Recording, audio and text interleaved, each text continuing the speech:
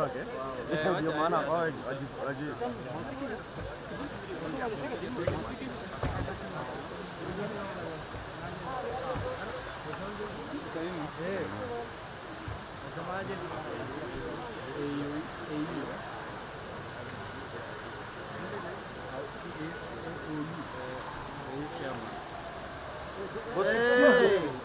no. Umeharibu sasa.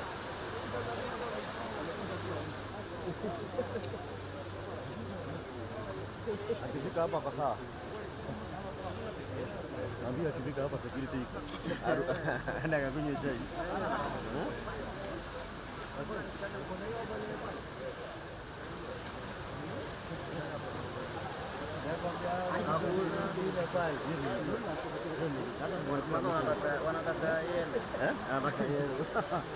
Anataka yuda.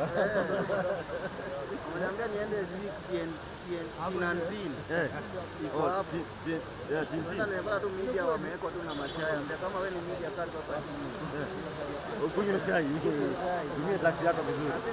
Editor kwa ku.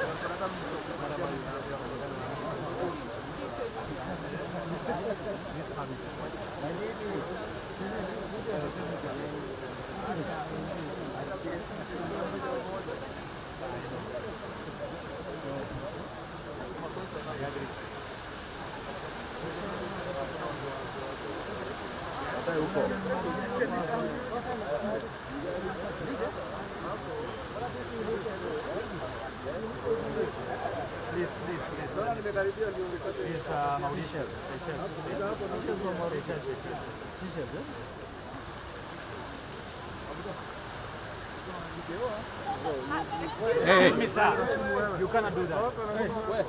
Not at home.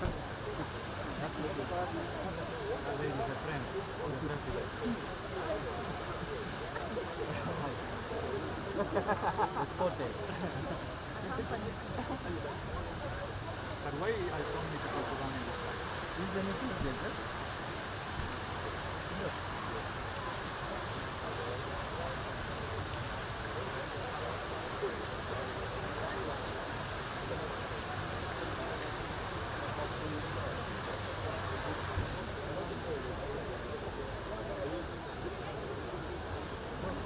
Any prominent present at least? No. Prominent. Did you miss a couple of times? Taumia. Eh, mbaya. Taumia. Ubebe ile simu. Weka mawe. From Kenya. Liberian. And these are the ones from Kenya. Oh, he is coming. This is Liberia.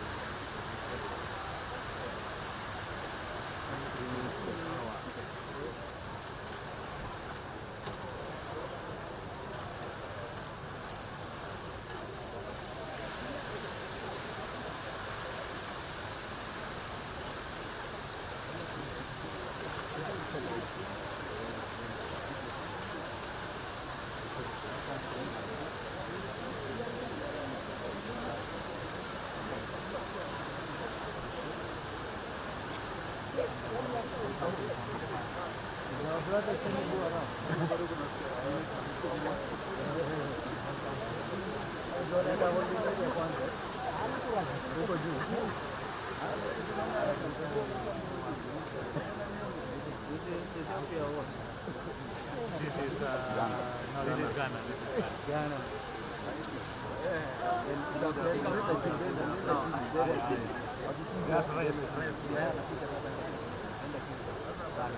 chini kama nini bwana.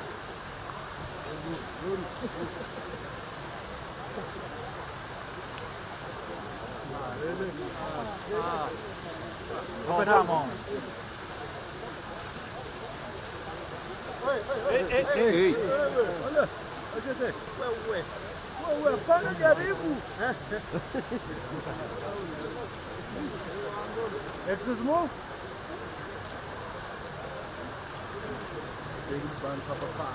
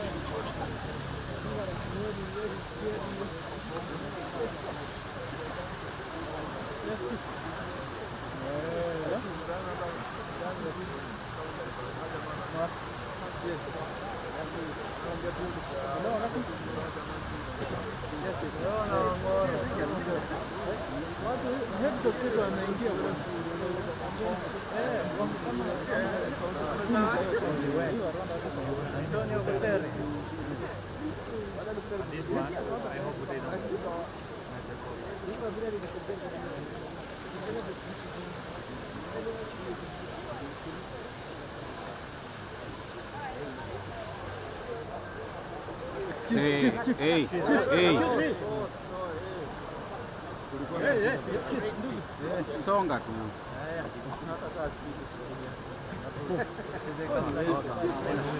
Who is this guy talking to him?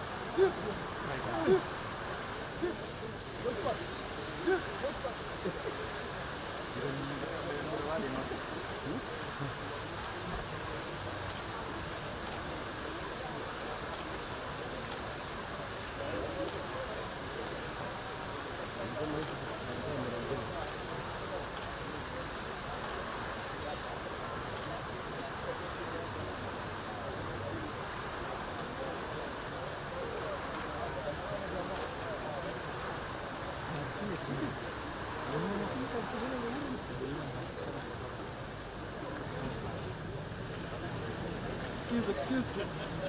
Jana boss.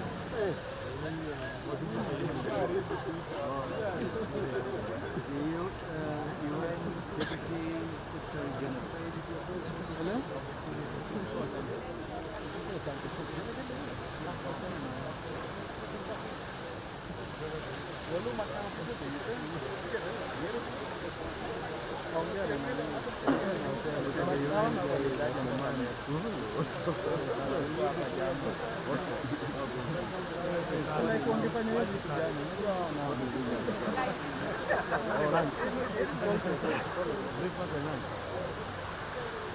He thinks he's going to arrest Uricam.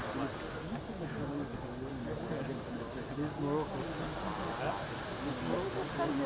Yeah, that's Morocco.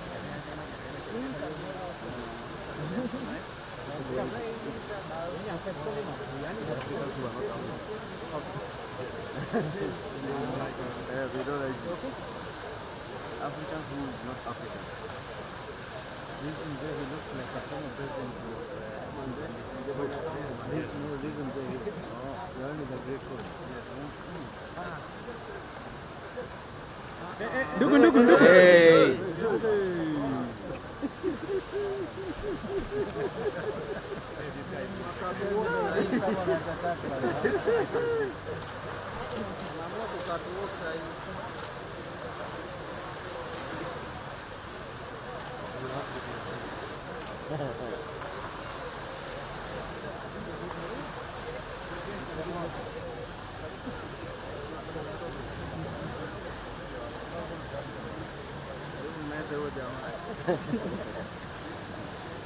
Mwami ametoka. Ametoka sana sana. Mwami. Na watu wanakusalimia tu that. Hiyo tutapana na sisi. Kabale sana.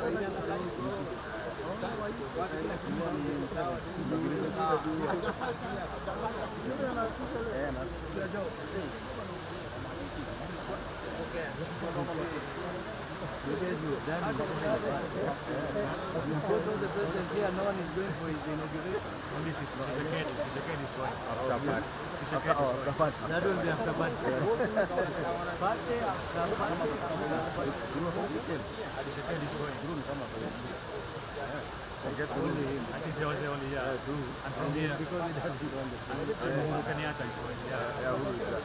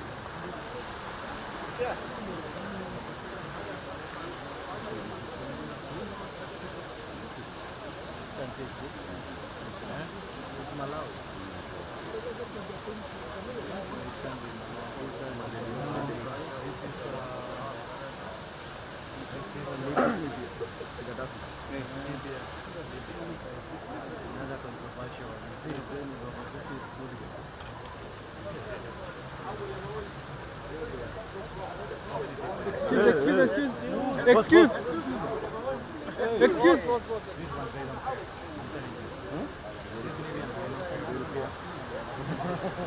Yeah, they will care.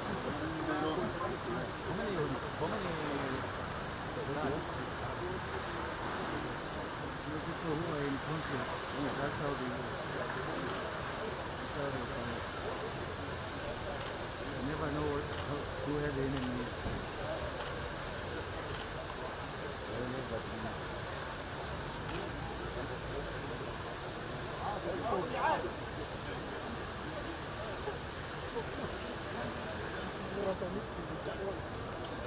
Yala.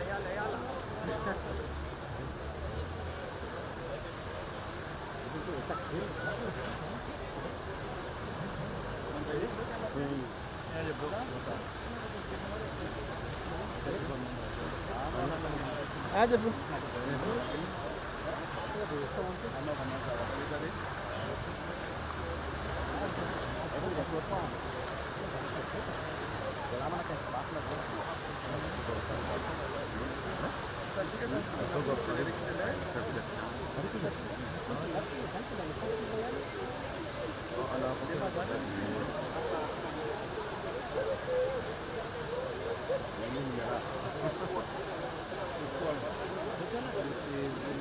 Botswana.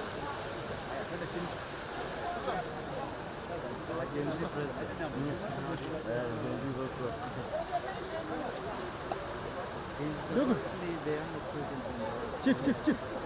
What's up, Jarak? Excuse. Down. Oh yeah, the one in. There's a DJ. He's a DJ also.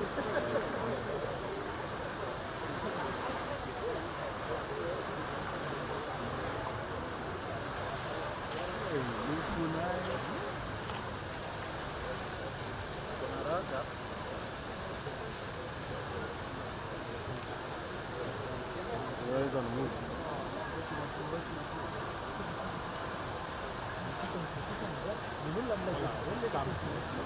He's coming like crazy.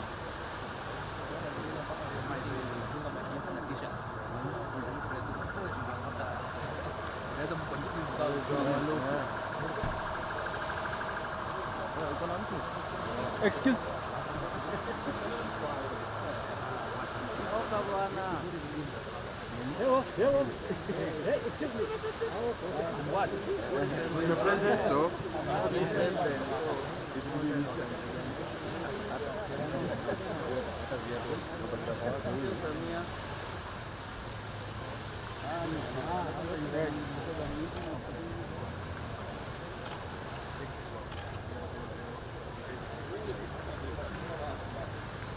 I'll send you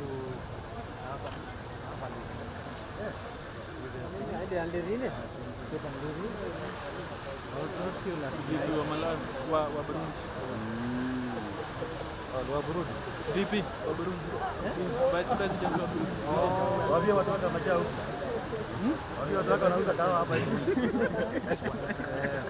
Wafanya business bana. Wazee ni Burundi ndio wameenda kwa Seven. Havalisi kwa dia sana. nakao. Enda promote. These are some of the rare presidents you can ever find. This one will have very funny clothing. Normally have The Arabic.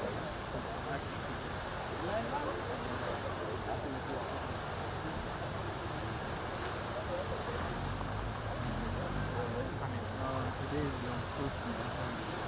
I'm saying that.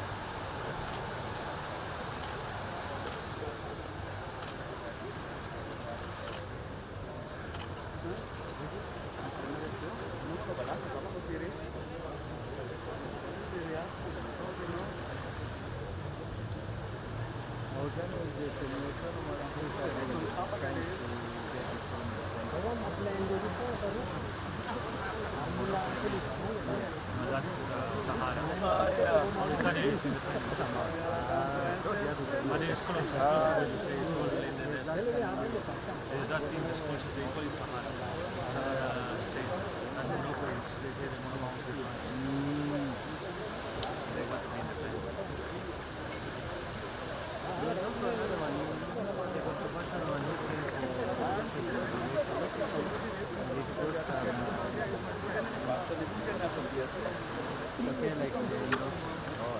Oh, yeah.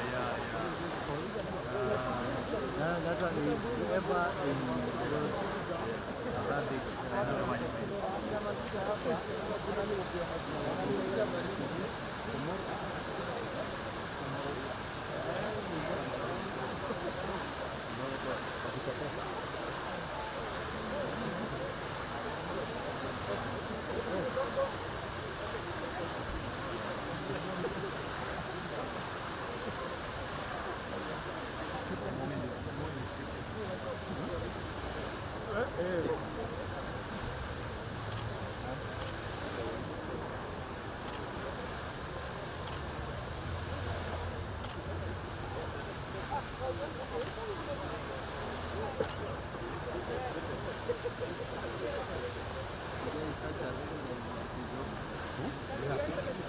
This one has an apartment in Kileleshwa.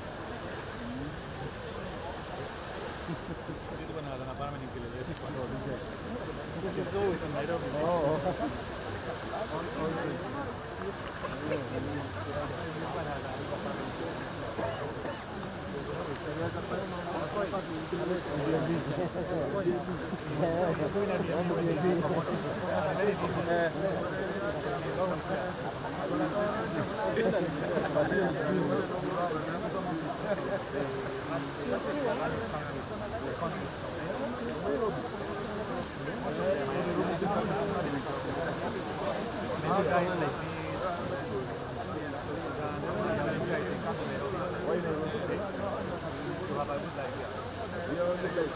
Compared to, have you been to South Sudan? Have you been to South Sudan? No, we are always getting injustice. It's not that bad. Yeah,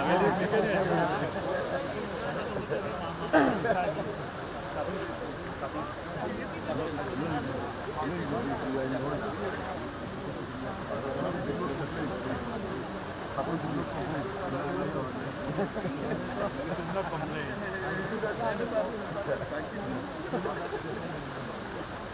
Sudan, when I was there last time, they were telling me all the ministers, MPs, everybody lives in Nairobi. So they only go to Juba for main meetings. Yes, they all live in Nairobi. For Somalia. South Sudan. South Sudan, yeah. Only Somalia. Even Somalia, yeah. Everyone in Nairobi and all of Africa is bad. Hata mchezo wa wajia. Nyumba iziliwa wote.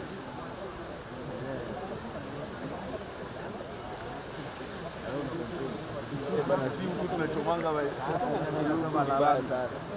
Tunaambia Ruto anafaa kuenda lakini Unaenda wapi? Unajua hawajui any better leader. Unajua sisi hatujui any watu. Sisi hatuwezi enda huko kwao, unaona?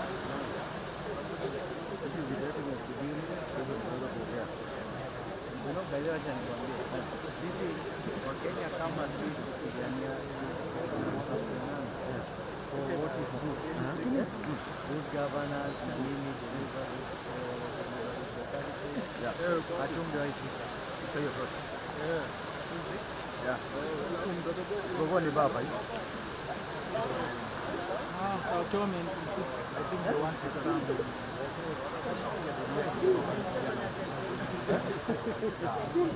Wamejulikana.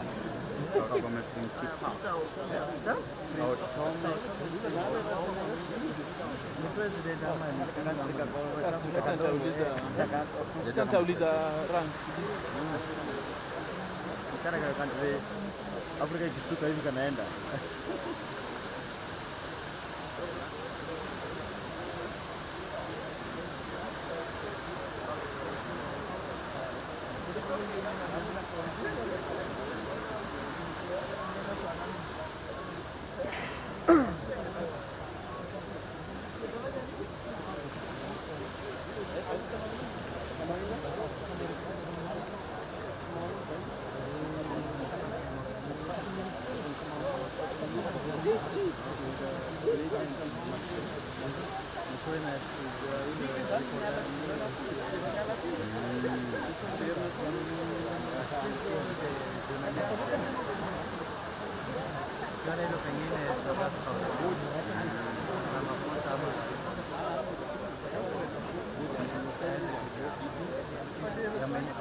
Yamenyimwa invitation. They invite you, Jason.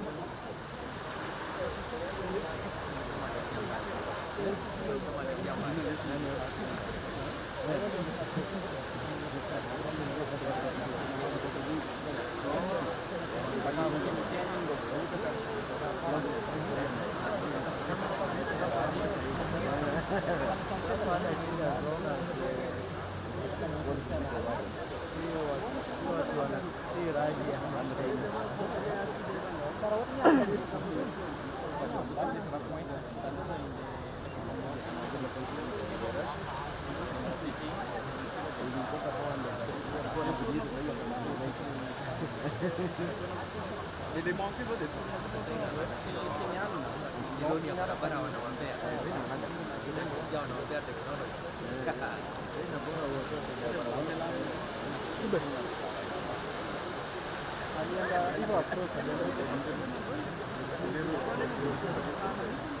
Huko.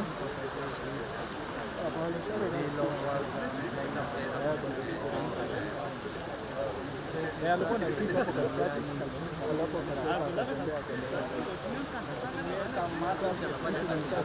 Kama amebaki na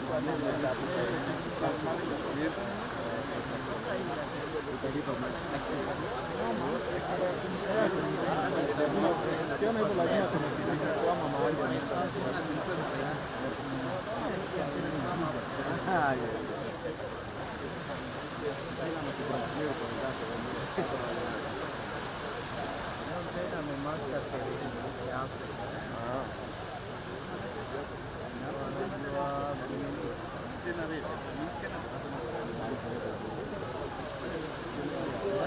People are making noise.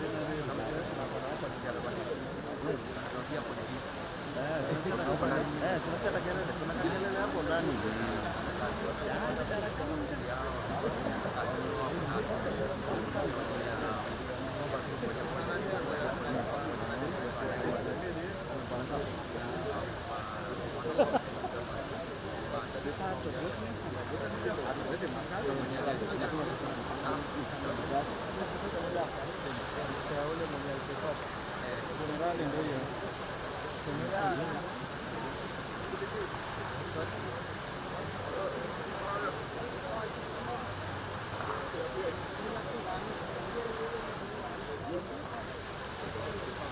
Excuse.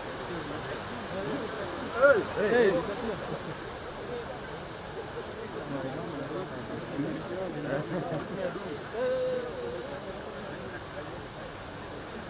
Excuse.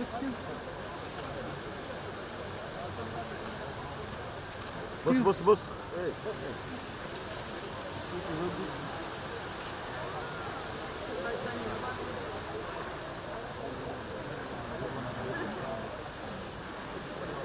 This guy might be also right. Yeah, he's having a lot of problems. They are crashing with Sonko. And Sonko is the actual. He's the major, This was, why this was becoming president? From the university.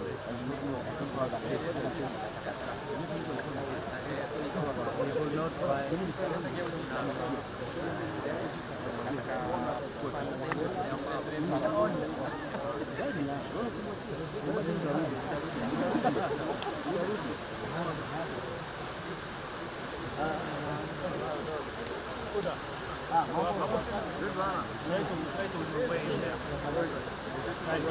Don't think you can.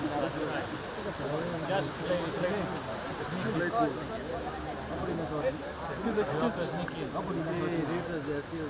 Excuse. Hey, mama, hey. Who is? Riga. Mama, mini pini. Hey.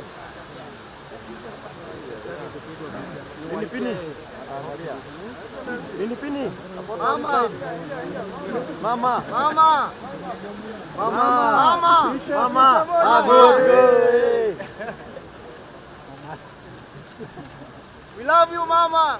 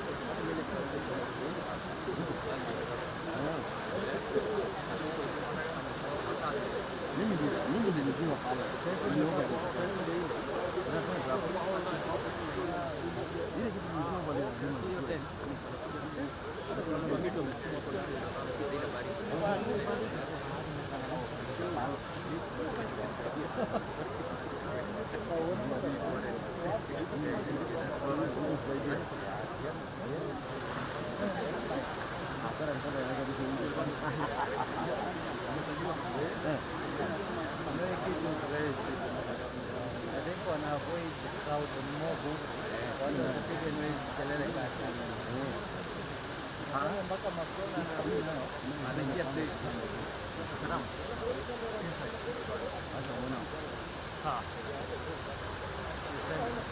Yeah. Macron tried to get it. I know. Mimi nakuja kumjia Macron. The security there. Najua asalimiwa. Kitu cha trade nzuri, wacha trade leo. Sina code. Yeah. But on that one, personally, we did what was right. That room people were very and then, I don't know why they chose that one day. It was so impossible to have them at the same time. That video came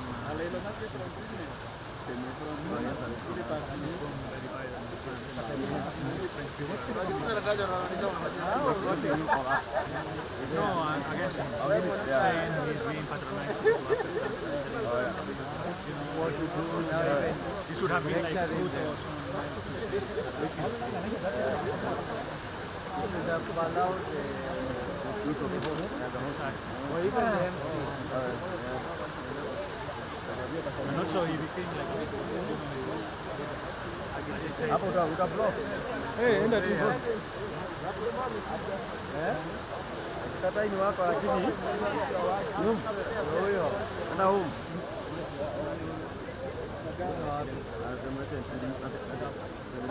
Ni Tinubu.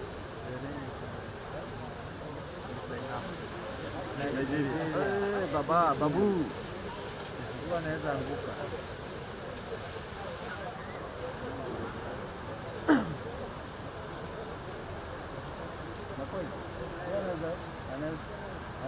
Anaweza dunda huyo. Senior. Arnold. Pita tu enda hivi. Enda tu wewe. Pita bio. Pita mbio. Rono.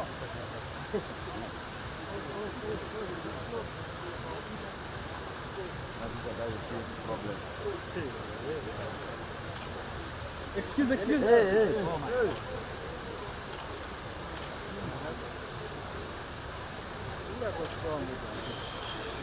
Ni yang. Excuse. Yako mindfulness. Hapo sasa ndio shida.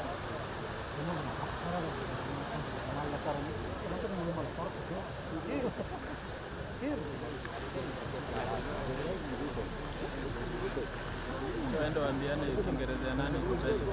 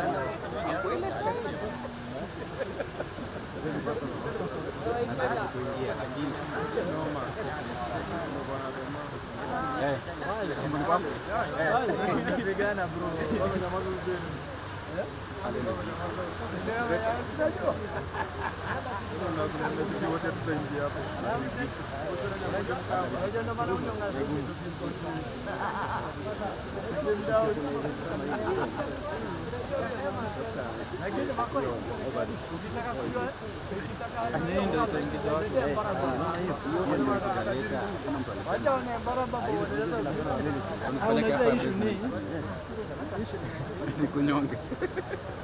Issue ni waseni wengi. Issue ni waseni. Sasa tunacheka boma.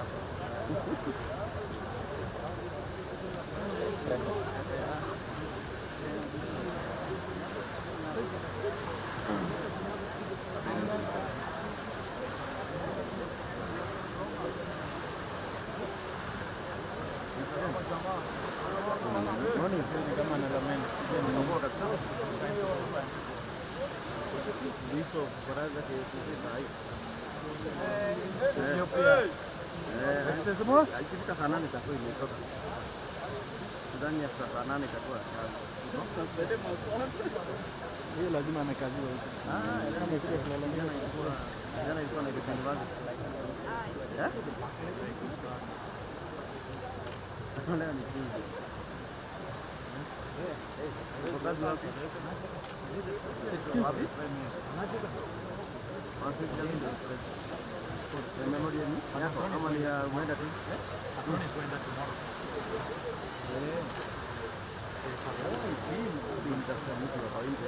Excuse.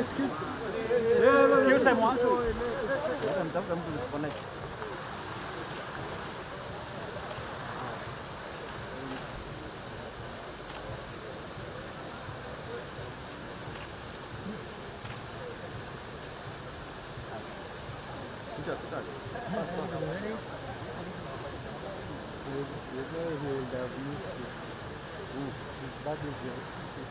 Oh yeah.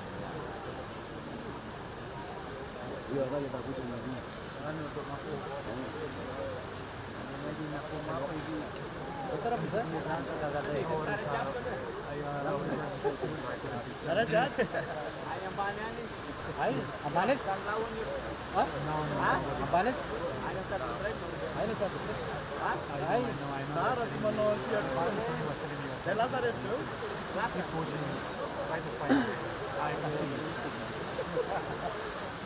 From there, what about if you want to from this side? You know, when you go all the way straight, there is another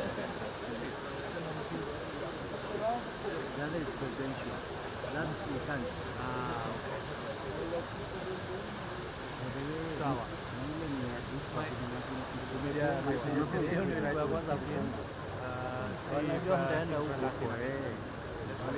For now, I will just do the arrivals and for now.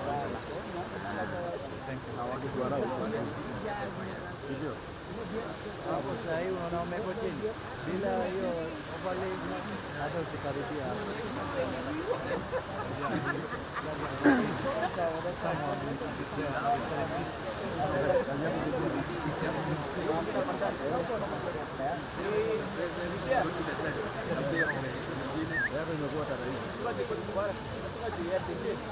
Vai me seguir para frente. Vai me seguir para frente. Depan. Depan ni kami sikit apa dan dia sisi. Dia kan ni kama anajua mimi. Kwa hiyo anataka nani hapo? Vipi rapid road rapid kwa. Highway recently istata teta ni. Aryan hotel.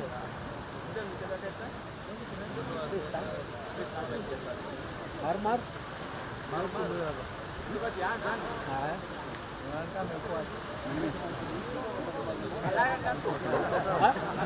Bola safar. Kita pilih kan? Kita pilih. Para wote malala kapata. Ile legi umekuwa na hepa juu. Inakupata hapa. Hapa ndio legi.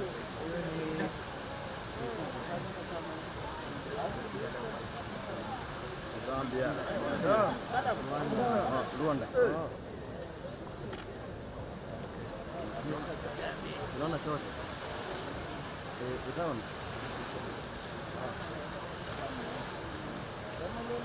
Kira hau osi kuna kama memory hapo. Kuna kama memory hapo. Madam.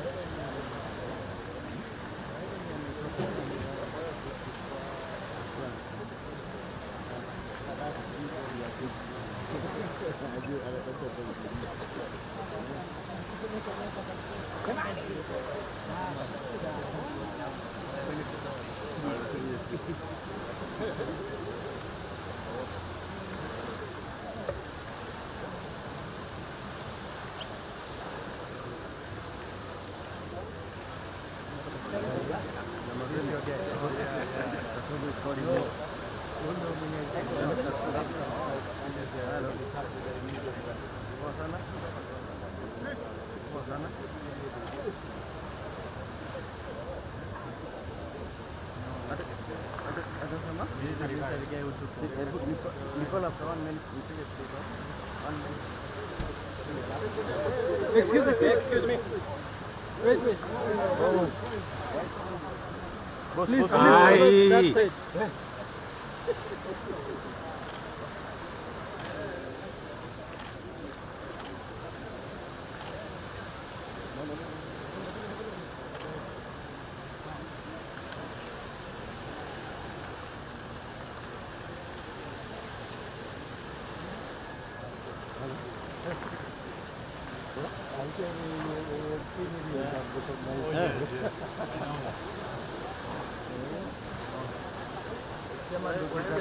Nicole, after somewhere, niko bado sijamalizana na kazi.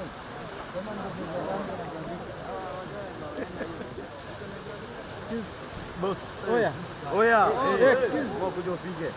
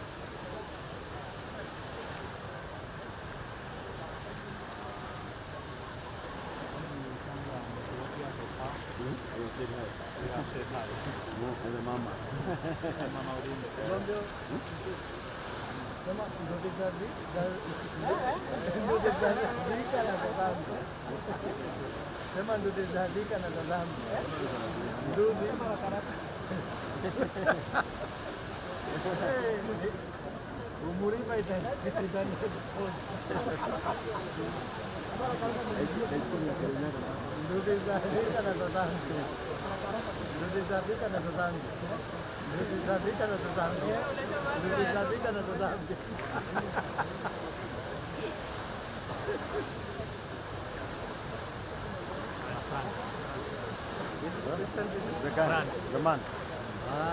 Man of the day. The prefect.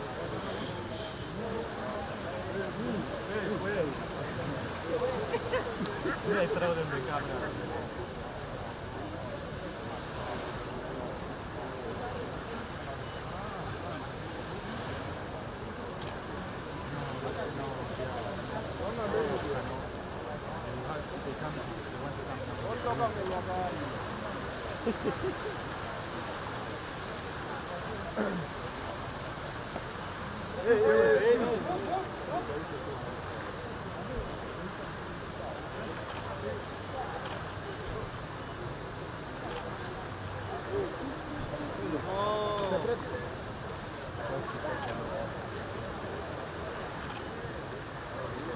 Excellency!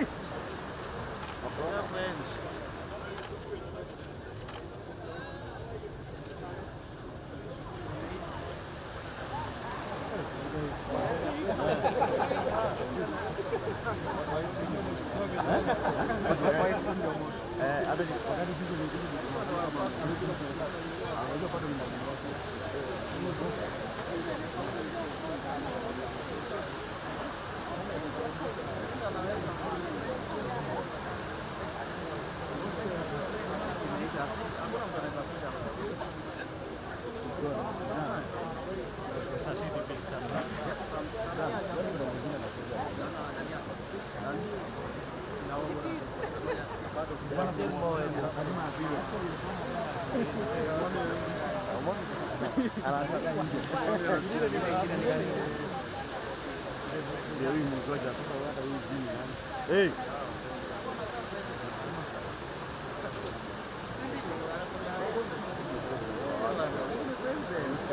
No, normally they come walking. They can, They might be maybe vice president or a minister. Oh, yeah.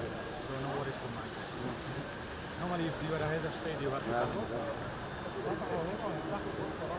There's another nigga here coming. Is that coming?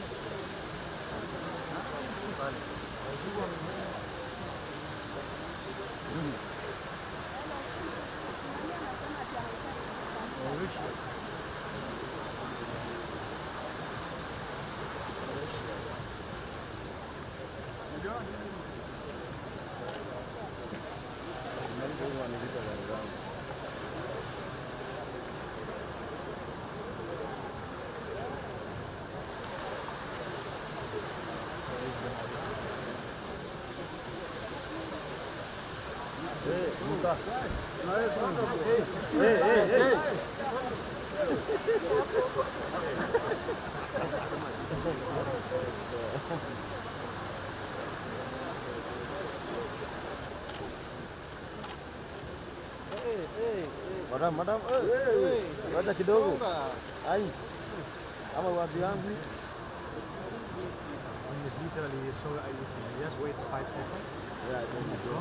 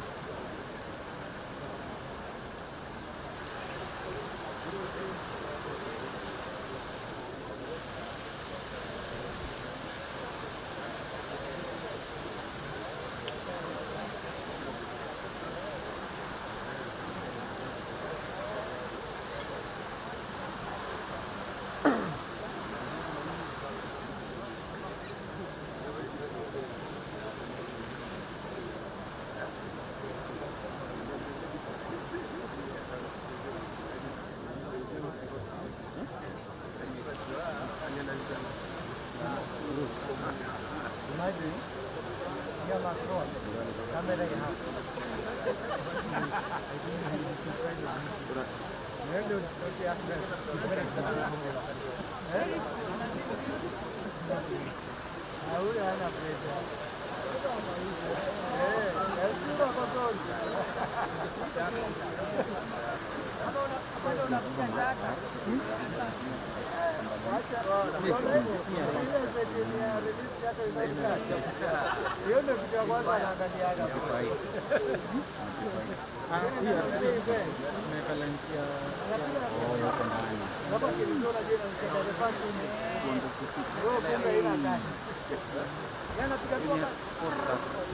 Inafungwa.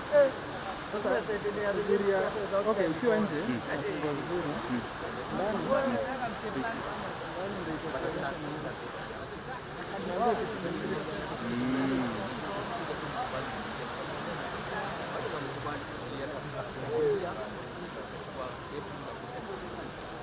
Kwanza wajua hizi mirrorless ziko na hiyo behavior ya kuhami.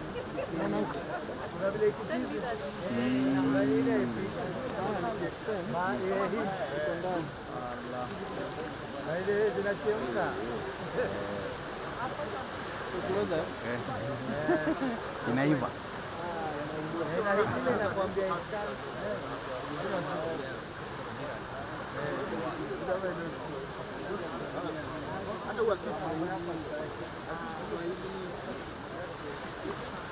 Ongeleshe tu ile yenye.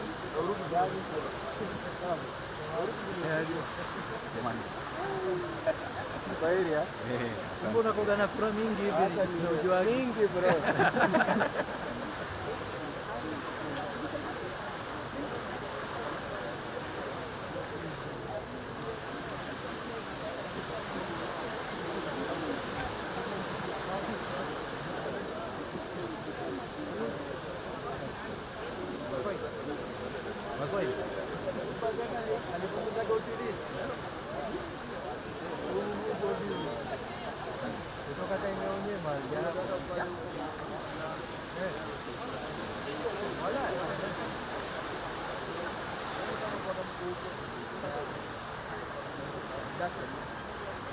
Mpelele mbaya.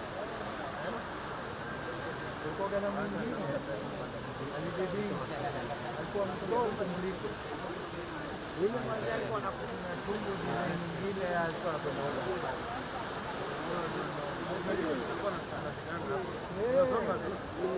Uje tunosuku la parara pengine.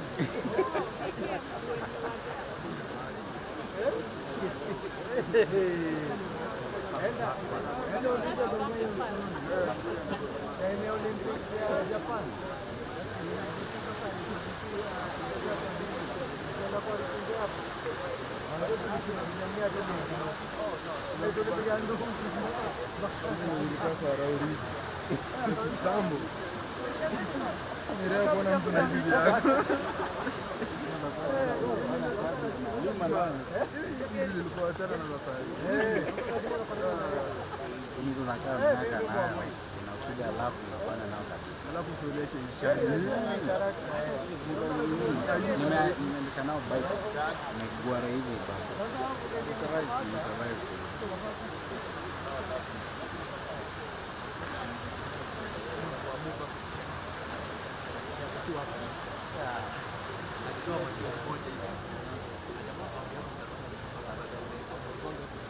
Mimi bidi. Baile hapa ilikuwa tunanipiga kumbo na kupiga.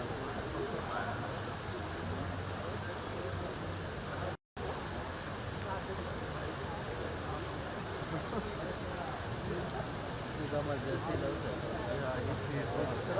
Even Simon is there. It is problem. Simon called me, I told him try to sleep in the sun. Not going to happen. Already tried, they pushed me try. For me, by the time I decided to come here, you know what? You know it's possible that this is all over. Yeah, when you told me that he was inside, I thought you meant inside the country. I mean inside, because for me, they were not even allowing me to come here. From where? Outside? From here. Not bad. Yes. Oh, you went to that one? That's why the media was designated this side.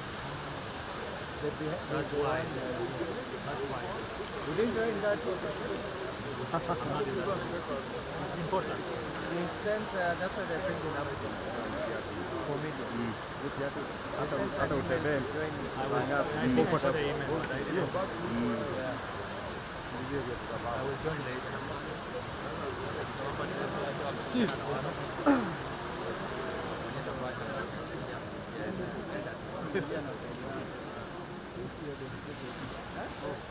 Wametokea wapi?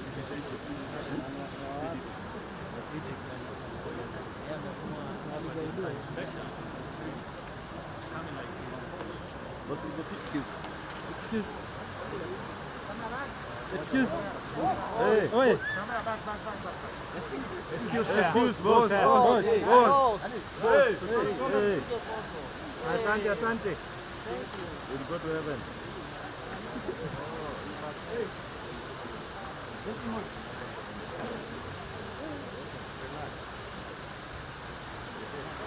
You're doing no harm. Well.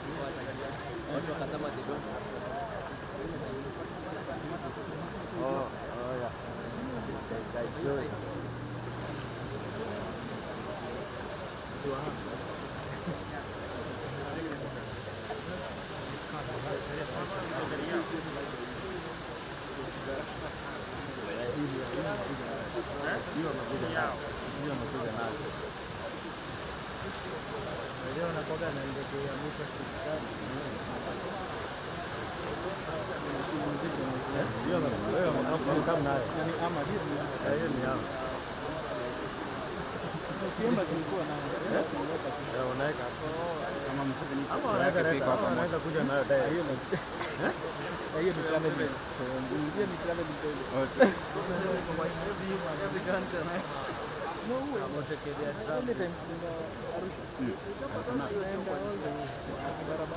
So akijua nenda ile Inakuja advance. Inakuja advance. Ama na ndege. Asiata fly. state tu ndio anaenda. Asiata fly. State ndo anajiunga. State ndo anajiunga kwa zile mani. Za kuna waje mchango wa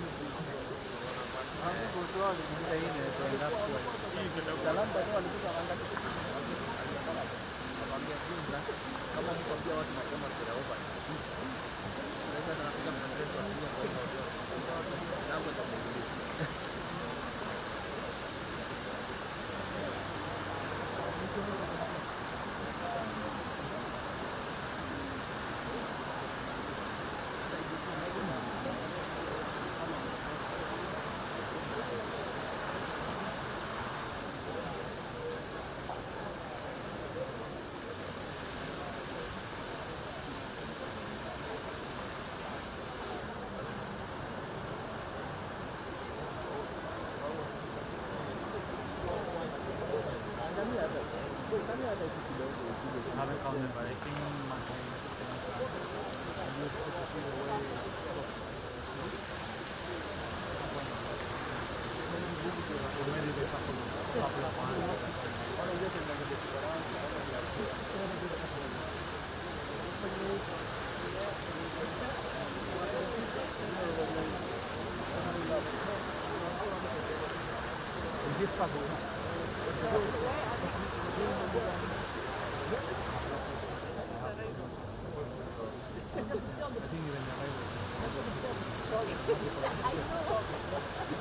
they have just been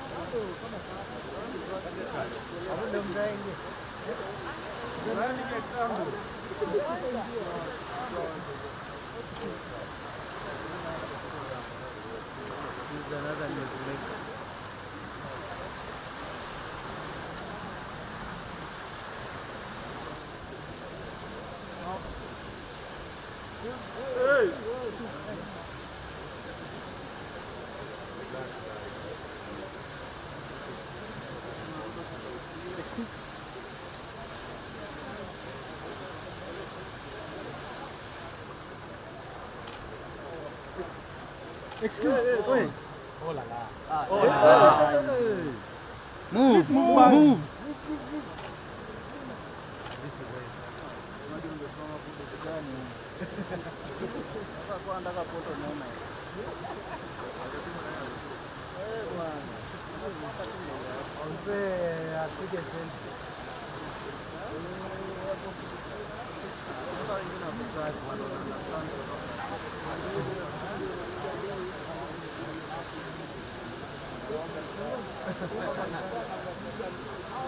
Unajifanya upige ndugu na wewe ndio tunasaidia.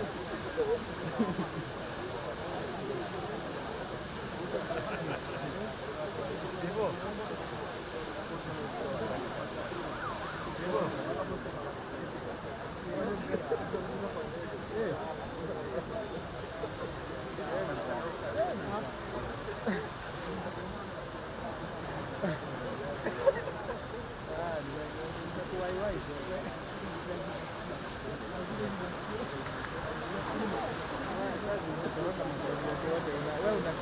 Unafanya site.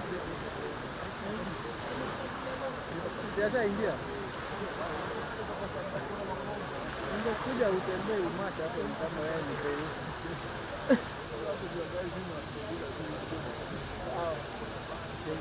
Kamera hivyo. Na unakaa umesahau, unaona moment unaenda kupiga papa hapo.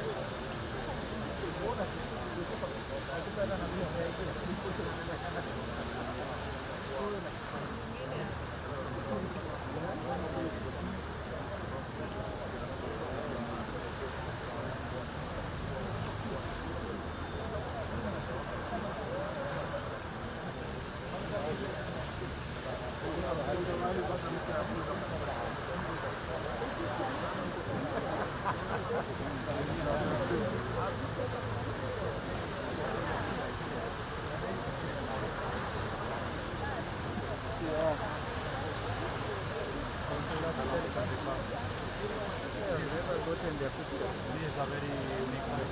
They don't see him a lot.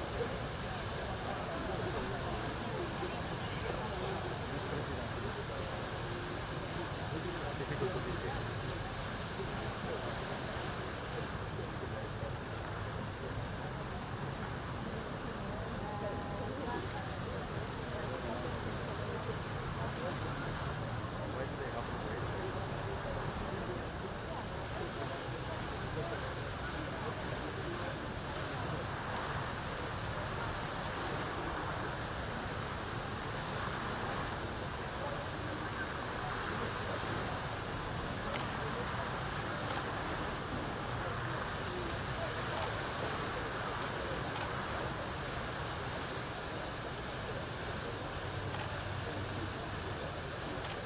He doesn't have the Russian.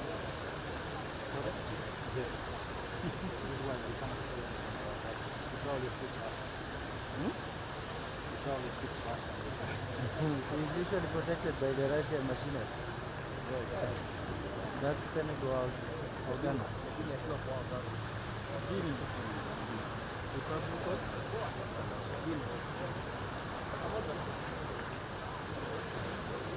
Excuse. You will move. Excuse.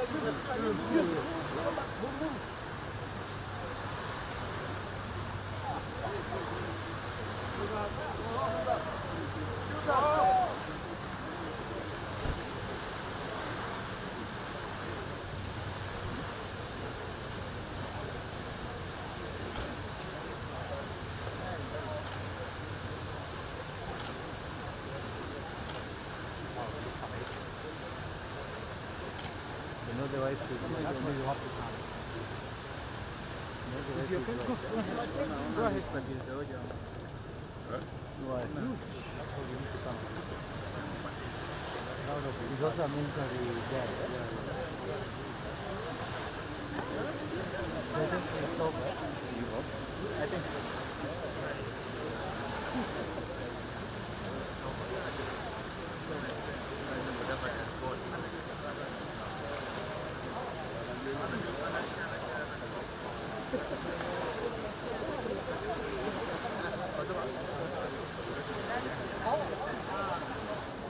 Sikuwa nimeweka kadi.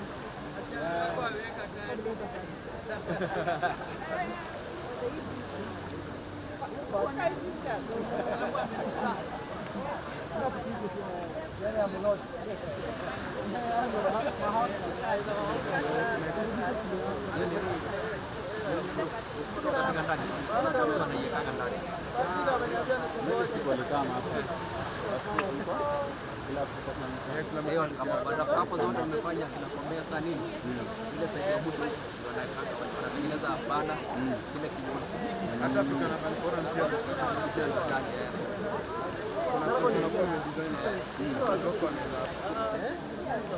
Also whether you can come and just try and negotiate there now. Namaliza. Hiyo vita kweli sana hata ikae.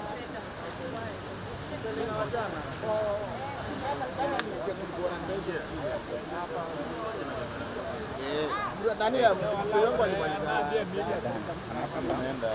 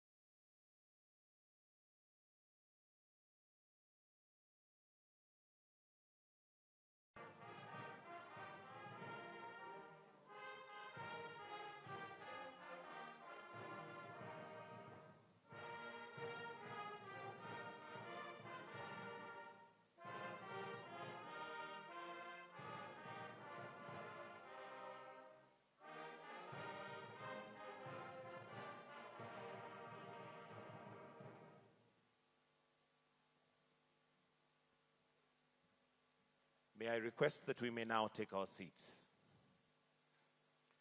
Your Excellency, Dr. William Samoei Ruto, President and Commander-in-Chief of the Kenya Defense Forces, Your Excellency Emmanuel Macron, President of the French Republic, His Majesty King Letsi III, Kingdom of Lesotho, Your Excellency Paul Kagame, President of Rwanda, Your Excellency Alassane Ouattara, President of Cote d'Ivoire, Your Excellency Abdel Fattah el-Sisi, President of Egypt, Your Excellency Faustin Archange Touadéra, President of Central African Republic, Your Excellency Azali Assoumani, President of Comoros, Your Excellency Ali Tshisekedi, President of the Democratic Republic of Congo,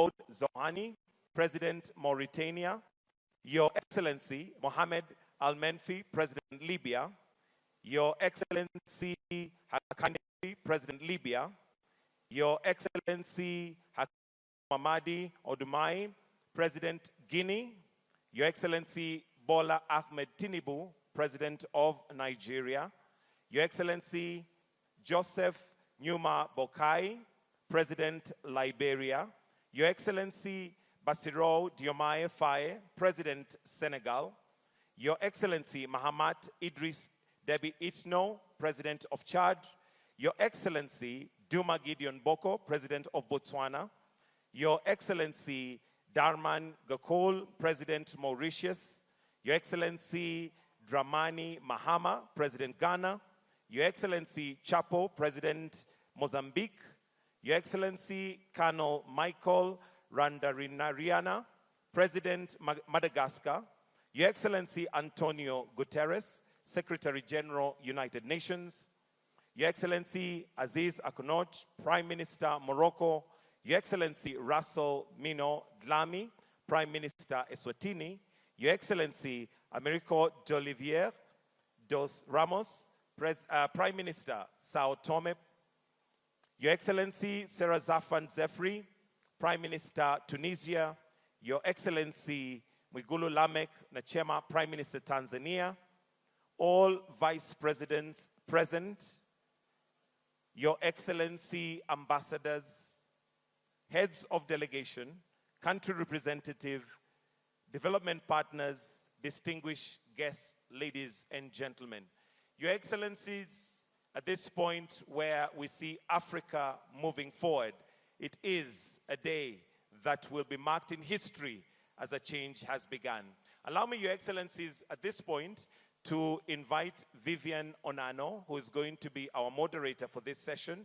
Vivian Onano is one who needs no introduction. She's an award-winning journalist and also has many other things that she has achieved in her accolades. Let's put our hands together as we welcome Vivian Onano, our moderator this morning. A good clap for her, please.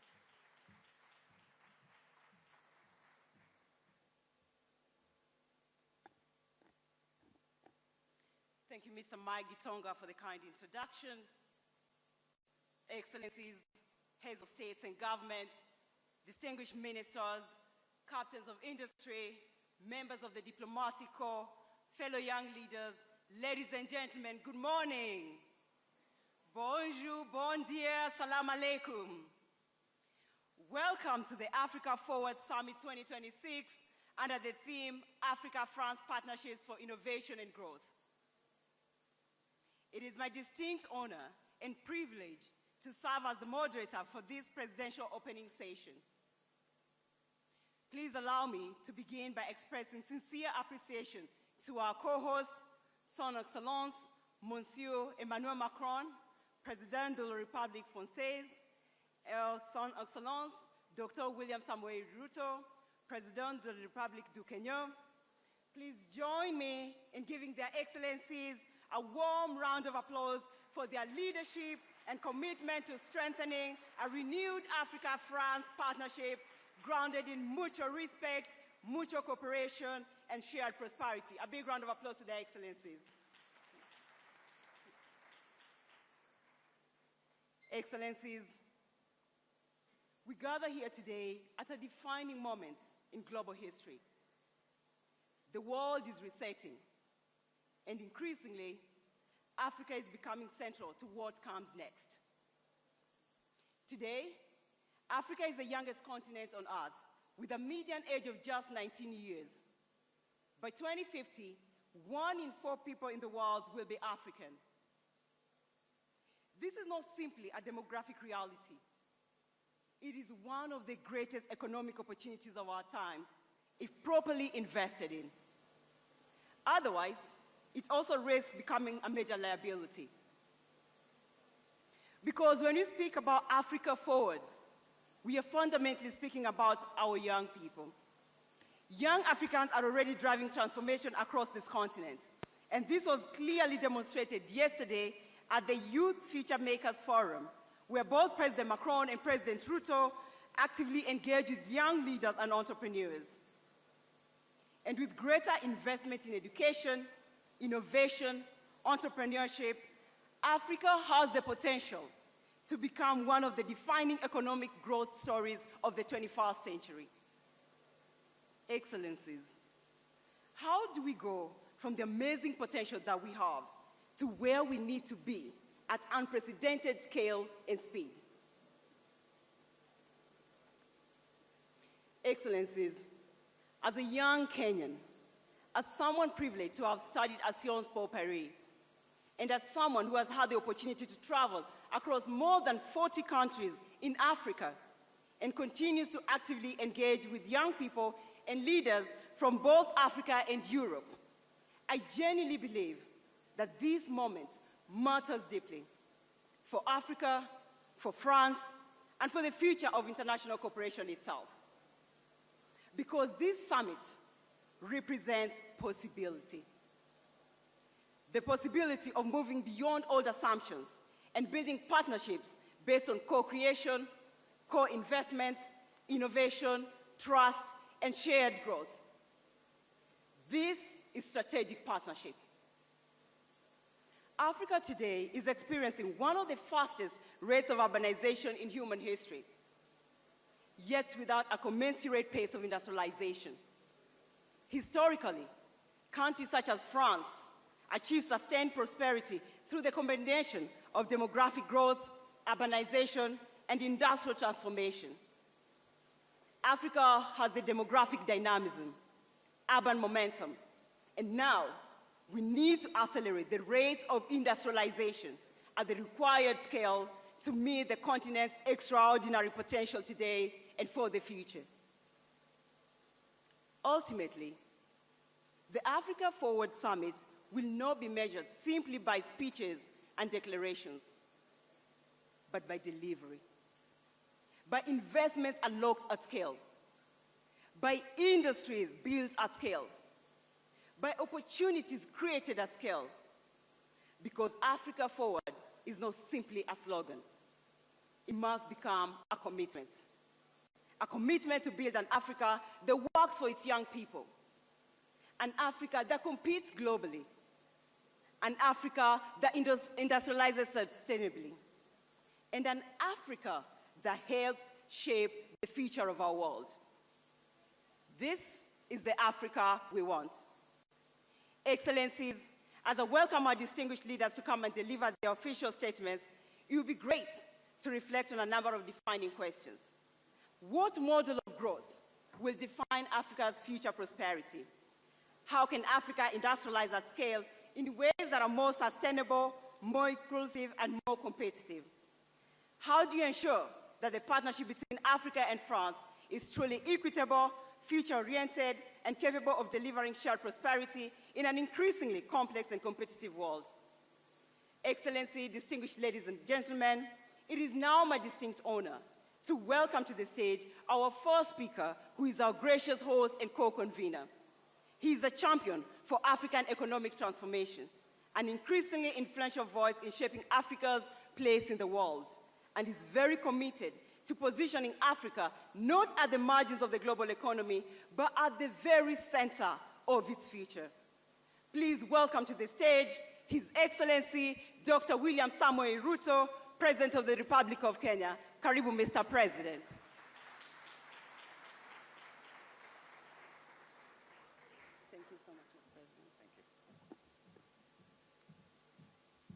Your Excellency Emmanuel Macron, President of the French Republic and co-chair of the Africa Forward Summit 2026. Excellencies, heads of state and government, honorable ministers, captains of industry, distinguished delegates, ladies and gentlemen. It is a profound honor and privilege to welcome you to the Africa Forward Summit 2026 here in Nairobi, Kenya, the cradle of humankind, the birthplace of our shared human history, and the origin of wonder. Wherever you come from, you are not merely visiting. You are returning to the very beginnings of humanity. And so, with warmth, friendship, and pride, I say to you all, welcome home. Bienvenue chez vous, karibuni nyumbani. We gather, ladies and gentlemen, at a profound, consequential moment in global affairs. The foundations of international order are being reshaped by deepening geopolitical divisions, persistent conflicts, economic volatility, climate pressures, and widening inequalities. Long-standing assumptions about global stability, cooperation, and prosperity are being tested as never before. At the same time, shifting centers of influence, changing trade alignments, and the reconfiguration of global supply chains are redefining the architecture of the world economy itself.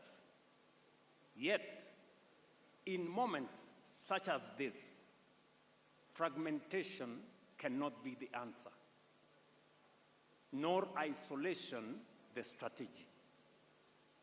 The times before us demand stronger cooperation, renewed multilateralism, and partnerships grounded not on hierarchy, but in sovereign equality, mutual respect, and shared responsibility.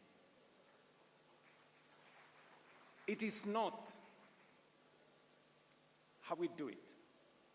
It is in that spirit that we convene this summit, grounded in our shared conviction that enduring partnerships must not be built on dependency, but on sovereign equality, not on aid or charity, but on mutually beneficial investments, and not on extraction or exploitation, but on win-win engagements.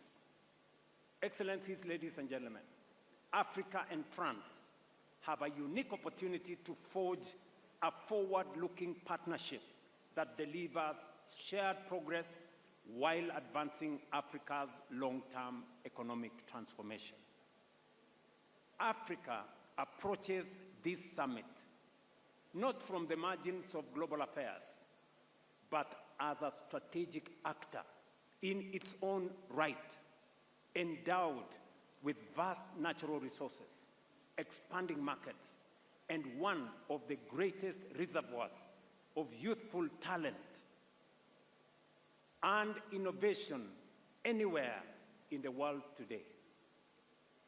We all know, by the year 2050, 1 in every 4 people on Earth will be African.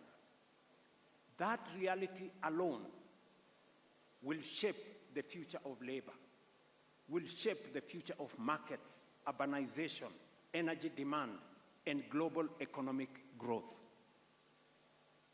Over the course of this summit, our deliberations will focus on priorities fundamental to Africa's development trajectory and long-term prosperity. Among them, domestic mobilization of resources for Africa's development at scale, reforms of the international financial architecture, development of transport, logistics, and connectivity infrastructure, energy transition, and green industrialization, and of course, youth skills development to foster creativity, innovation, entrepreneurship, and AI-driven transformation. First, we must confront with honesty and urgency the question of how Africa finances its own transformation. The era in which Africa's development was principally framed through aid, dependency, and unsustainable borrowing must give way to a new paradigm grounded in investment, innovation, domestic resource mobilization, and strategic partnerships built on sovereign equality and mutual benefit. Because Africa is not part of the global problem. Africa is, in fact, the solution to the global challenges that exist today, including those of Africa. Our continent possesses vast natural resources, critical minerals, fertile land, immense renewable energy potential, expanding consumer markets, dynamic entrepreneurs, and the youngest population in the world. What Africa requires today, friends, is not charity, but investments, not extraction, but value creation, not dependency, but mutually beneficial partnerships capable of unlocking shared prosperity. That is the essence of the Africa Forward Summit. It is about recalibrating Africa's place in the global order. It is about redefining engagements with Africa, including with long-standing partners such as France, away from outdated models of aid and asymmetrical dependency towards a framework anchored on investment, enterprise, innovation, industrialization, and mutually beneficial cooperation. And we are very clear about this. The current international financial system remains structurally unequal. African countries continue to face disproportionately high borrowing costs, constrained access to concessional financing, and distorted risk perceptions that are frequently disconnected from economic realities that exist in this continent. The bias embedded within global credit rating systems continue to penalize African economies, increase the cost of capital, and discourage long-term investment into productive sectors. This imbalance is neither sustainable nor just. It is one of the principal constraints on Africa's ability to finance infrastructure, industrialization, climate adaptation, and economic transformation at the scale that is required. That is why Africa has supported the establishment of the African Credit Rating Agency, an important step towards ensuring fairer, evidence-based, and context-sensitive assessment of African economies and investment opportunities. Its purpose is not to replace existing global institutions, but to correct long-standing distortions in risk perception that continue to increase the cost of capital for African countries and continue to discourage long-term investment into productive sectors. At the same time, we must recognize that the World Bank and the International Monetary Fund alone cannot finance Africa's development ambition. We have to be realistic. Even as reform efforts continue, the scale of Africa's transformation requires us to rethink the sources, structures, and instruments of development finance itself. Africa must increasingly finance Africa. Let me repeat that. Africa must increasingly finance Africa. What do I mean? Across our continent, enormous pools of domestic capital remain underutilized. Africa today holds more than $4 trillion in long-term domestic savings, including over $1 trillion in pensions and insurance assets, and more than $500 billion in central bank reserves. I am not talking about Europe, I'm talking about Africa.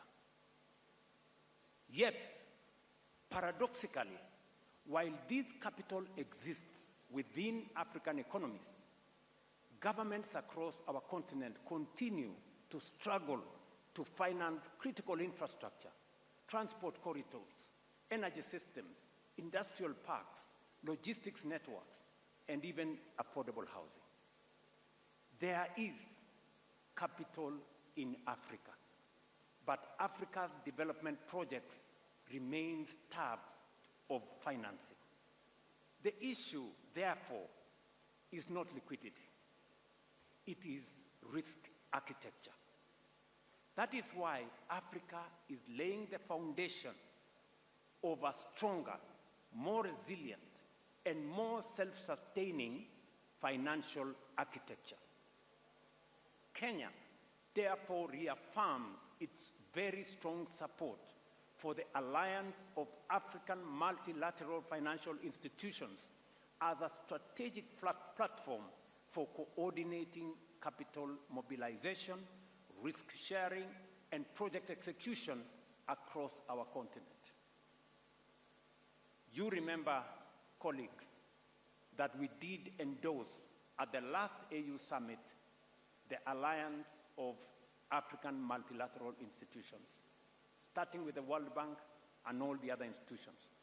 Through institutions such as the Africa Development Bank, Africa Export-Import Bank, or Afrexim Bank, Africa Finance Corporation, the Trade and Development Bank, Shelter Afrique Development Bank, Africa 50, and Africa Trade and Investment Development Insurance, Africa is steadily strengthening its capacity to finance infrastructure, industrialization, trade, housing, climate resilience, and economic transformation. These institutions are more than financial intermediaries. They are instruments of African agency, strategic sovereignty, and collective self-determination. Friends, we must believe in ourselves. That is why we strongly support the recapitalization of African Trade and Investment Development Insurance as a critical pillar of the new Africa Financial Architecture for Development. And I must thank the President of the Africa Development Bank, who is right here with us, for spearheading this effort together with all the other multilateral institutions. This is because Africa does not need more fragmented institutions.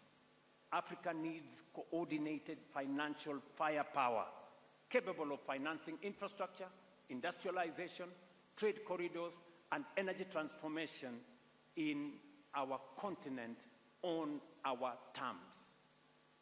It is in this spirit that the proposed new Africa Financial Architecture and Development Framework, NAFAD, as we are calling it, seeks to align African multilateral institutions, sovereign investment platforms, pension systems, development banks, and private capital behind a coordinated continental investment strategy. Its objective is simple but transformative: to retain more African savings within Africa and channel them into productive, bankable, and transformative sectors of our economy. NAFAD is designed to unlock long-term domestic institutional capital by creating credible project pipelines harmonizing investment frameworks, strengthening regional capital markets, and establishing mechanisms that de-risk strategic public investments. By lowering risk and risk perception and improving project preparation, African pensions and insurance funds will be better positioned to invest confidently in infrastructure, industrialization, energy, housing, and regional connectivity projects across our continent. And by the way, I am still talking about resources that are African, our own resources. Ultimately, NAFAD represents Africa's collective effort to build financial sovereignty by aligning African institutions, African savings, and African capital markets behind Africa's development priorities. And Kenya has already begun implementing the elements of this vision through the establishment of the National Infrastructure Fund, a platform designed to mobilize long-term domestic capital into strategic national projects. Already, our new National Infrastructure Fund has mobilized approximately $1 billion in the last 4 months, demonstrating the enormous potential that exists within African economies themselves. And this is money we have just mobilized here in Kenya. As government, we are deliberately partnering with the private sector to build confidence, reduce risk, and crowd in investment into transformative public infrastructure. Our objective is simple: to create credible mechanisms through which private capital can participate securely and profitably in Africa's growth story. Kenya's experience demonstrates what domestic resource mobilization can achieve. Over the last 3.5 years, we have mobilized nearly $4 billion locally for our affordable housing program. Through innovative domestic financing mechanisms, we are investing in housing, creating jobs, supporting enterprise, and expanding home ownership while restoring dignity to millions of Kenyan citizens. This experience demonstrates a fundamental truth. Africa can generate substantial development resources internally when institutions are strong, policies are credible and predictable, markets are trusted, and citizens themselves become active participants in nation building. Excellencies, infrastructure development remains one of the most decisive foundations of Africa's economic transformation and continental integration. Africa's infrastructure financing gap continues to constrain productivity, continues to increase the cost of trade, weaken industrial competitiveness, and fragment markets across our continent. According to the Africa Development Bank, Africa requires between $130 and $170 billion annually for infrastructure investment, with financing gaps estimated at between $70 and $100 billion every year. Bridging this gap will not happen through public borrowing alone. It requires innovative financial instruments, blended finance mechanisms, de-risking facilities like the one I have talked about, and strong public-private partnership capable of unlocking institutional capital at scale. But the broader challenge before us is continental. We must accelerate investment in transport corridors, in ports, rail systems, roads, aviation connectivity, and integrated logistics ecosystems capable of binding Africa together into one competitive economic space under the Africa Continental Free Trade Area. Because Africa cannot trade effectively with itself while its economies remain disconnected from one another. Connectivity is not merely about infrastructure. It is about competitiveness. It is about regional value chains. It is about food security, and it's about industrialization. And ultimately, it is about shared prosperity. Equally critical is the question of energy. That is why we must fundamentally restructure and strengthen Africa's financial architecture to mobilize the scale of capital required to finance this transformation on African terms. Excellencies, Africa possesses some of the greatest renewable energy potential anywhere in the world, from geothermal resources in the Rift Valley and on to immense opportunities in solar, wind, hydroelectric power, and green hydrogen across our continent. Africa, therefore, has a historic opportunity, not merely to participate in the global energy transition, but to help lead it. But for Africa, the energy transition must also be a development and an industrialization transition. We must accept a future, and we cannot, let me repeat that, we cannot accept a future in which Africa simply exports raw green minerals, while industrial value addition, advanced manufacturing, and technological innovation take place elsewhere. That model belongs to the past.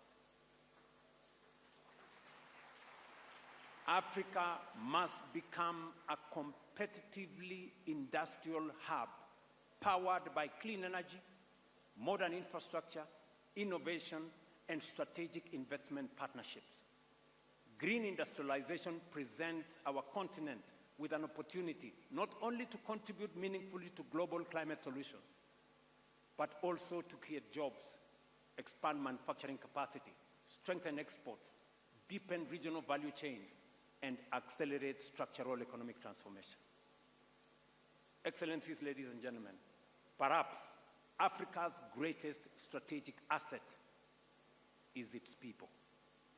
This demographic and the demographic reality that it presents will profoundly shape the future of labor markets, the future of technology, urbanization, consumption, innovation, and of course, economic growth.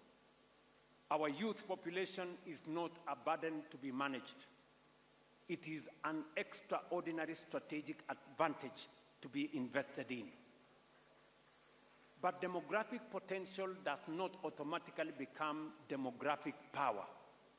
It must be deliberately cultivated by education, skills development, research, digital inclusion, entrepreneurship, and technological innovation. We must equip Africa's young people, not merely to seek jobs, but to create enterprise, build technologies, drive industrial transformation, and lead the next frontier of artificial intelligence and digital innovation. And across our continent, this transformation is already underway. From Nairobi to Lagos, from Kigali to Cape Town, young Africans are redefining finance through fintech, transforming agriculture through technology, expanding digital commerce, building globally competitive startups, and creating solutions capable of shaping industries far beyond our borders. What they require is access. Access to quality education, access to digital infrastructure, access to affordable capital, access to markets, and of course, they will create the opportunities necessary. Ladies and gentlemen, none of these ambitions can be fully realized without peace, stability, and effective multilateral cooperation. Peace, security, and development remain inseparable foundations of sustainable progress. Yet across parts of Africa and beyond, protracted conflicts, violent extremism, unconstitutional changes of government, terrorism, organized crime, and climate-related insecurity continue to undermine stability, weaken institutions, and constrain economic advancement. Current estimates indicate that Africa accounts for nearly 40% of active armed conflict globally and close to half of all internal displacements worldwide. These figures underscore both the scale but also the urgency of the challenges confronting our continent. We must therefore reaffirm our collective support for African-led peace and security mechanisms, including the Africa Union Peace and Security Architecture, predictable financing, institutional capacity, and international cooperation in support of lasting peace. But lasting peace cannot be secured through military response alone. Peace requires confronting the structural drivers of instability: poverty, exclusion, unemployment, inequality, weak institutions, climate vulnerability, and the absence of economic opportunity, particularly for young people. That is why strengthening Africa's strategic autonomy in matters of peace and security remains an imperative. And it is why we reiterate with clarity and conviction the urgent necessity of reforming global peace and security governance, particularly the United Nations Security Council. It is both indispensable and unconscionable that a continent of nearly 1.5 billion people, represented by 54 sovereign states and constituting one of the largest blocs within the United Nations, continues to remain excluded from permanent representation on the Security Council. Such inequality, ladies and gentlemen, such inequality erodes legitimacy, undermines credibility, and diminishes confidence in multilateral systems itself.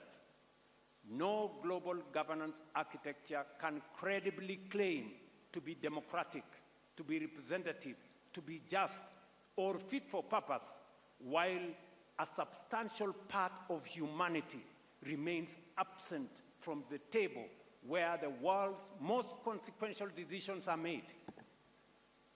The time has come, therefore, for the international community to recognize, without ambiguity or without delay, that Africa cannot and will not and must not remain subject to decisions taken without its equal voice on the table.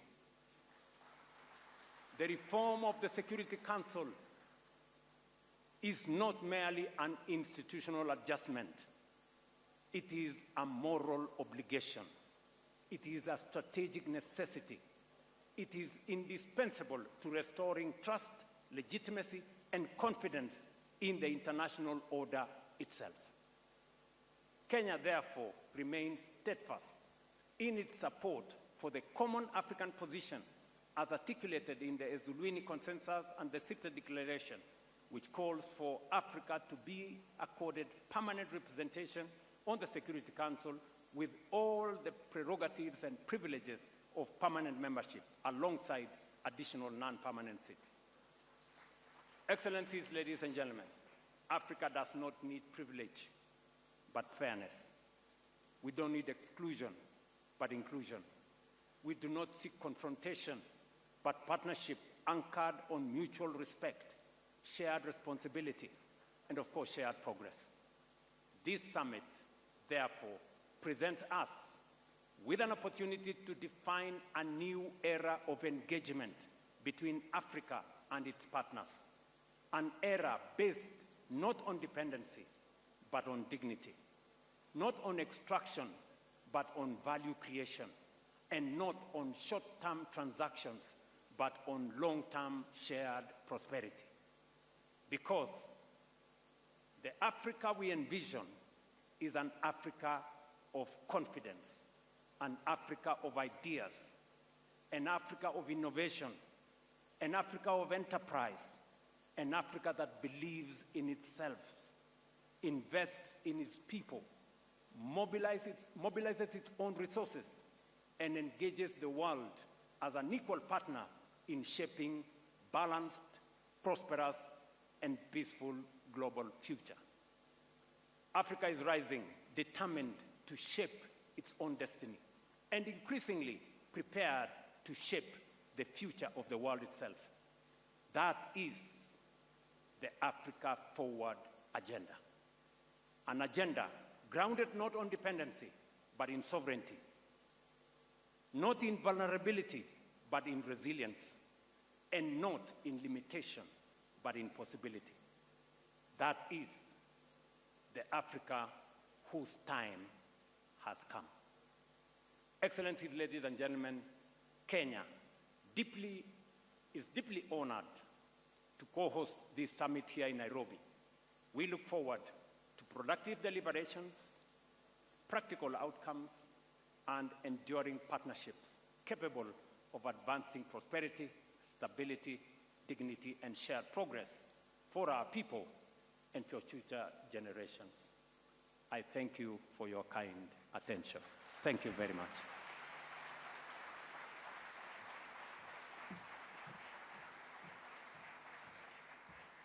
Thank you, Your Excellency, for the warm welcome and for reinforcing Africa's economic position today and the importance of partnerships such as the Africa-France partnership. Asante sana, Your Excellency. And now it's my profound honor to welcome to the stage our next speaker, who is also our co-convener. He's a global leader who has consistently championed international cooperation and a world of rules-based order, has been at the forefront of advancing dialogue on global economic reform and strategic partnerships between Africa and France. Please welcome to the stage His Excellency, Mr. Emmanuel Macron, President of the Republic of France. Bienvenue, Monsieur le Président.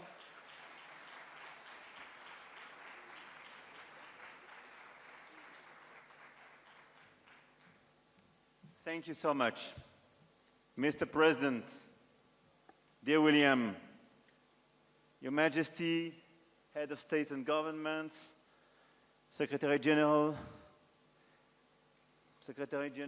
of Permanent Commission of the African Union, Secretary General of Francophonie, ministers, ambassadors, entrepreneurs, ladies and gentlemen, Asante sana, Mr. President. And I will switch in French, if you allow me. Le président a tout dit. Et donc, je vais juste rajouter quelques convictions pour qu'ensuite on puisse passer à nos travaux. C'est un nouveau type de sommet, c'est une nouvelle philosophie, et donc nous allons aller au bout de cette philosophie. D'abord, ce sommet a commencé par des rencontres de la jeunesse, des entreprises, de la culture, du sport. Et d'ailleurs, nous allons, juste après cette session, rencontrer des représentants du monde de l'entreprise qui vont nous dire leurs conclusions et on va échanger avec eux. Et au fond, la conviction que je voudrais partager avec vous, c'est que l'agenda que le continent africain et la France doivent avoir, celui auquel en tout cas je crois, n'est en aucun cas de regarder en arrière, ni à gauche ou à droite, comme dirait mon ami le président Ruto, mais de regarder en effet devant. Et ce que je me suis efforcé de faire depuis 10 ans, c'est de bâtir une relation qui regarde avec lucidité le passé. Et donc on a eu ce travail qui a été fait avec l'Algérie, le Cameroun, le Rwanda et plusieurs autres, qui regarde avec courage le présent et qui a restitué les œuvres d'art, qui veut réinventer la relation monétaire et économique, qui veut investir dans le sport, dans les industries culturelles et créatives, dans le co-investissement avec le continent, et qui, avec respect, veut être aux côtés de l'Afrique pour son propre agenda. Et donc la relation entre l'Afrique et la France, telle que nous la voyons, telle que nous la pensons, telle que nous l'agissons, elle est fondée en effet sur la lucidité, le courage, le respect et une volonté d'avoir, au fond, un agenda partagé. Ça, c'est ce qu'on a fait depuis 10 ans, on y est longuement revenu hier, et je ne veux pas être plus long. Pourquoi je suis convaincu que c'est encore plus vrai aujourd'hui qu'il y a 10 ans? Parce que les défis de l'Afrique et de l'Europe sont les mêmes. Nous voulons la paix, la We want prospérité, la peace, souveraineté. prosperity, sovereignty. L'Europe s'est battue pour cela.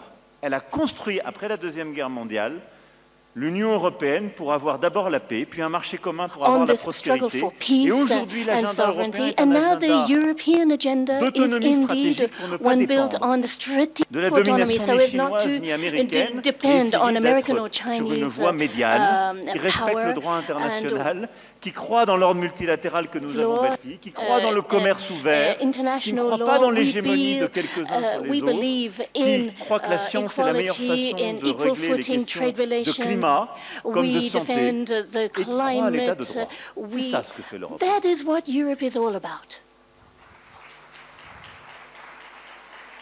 C'est exactement le même And défi that qu'a is l'Afrique. the exact same challenge that L'Afrique Africa has veut before it. la paix, What Africa wants la is prospérité, peace, prosperity, l'indépendance. and Et au independence. fond, le partenariat And deep down, this partnership that is embodied here in this Africa Forward Summit is a bond between Africa and Europe. This is what France is working for: peace, prosperity,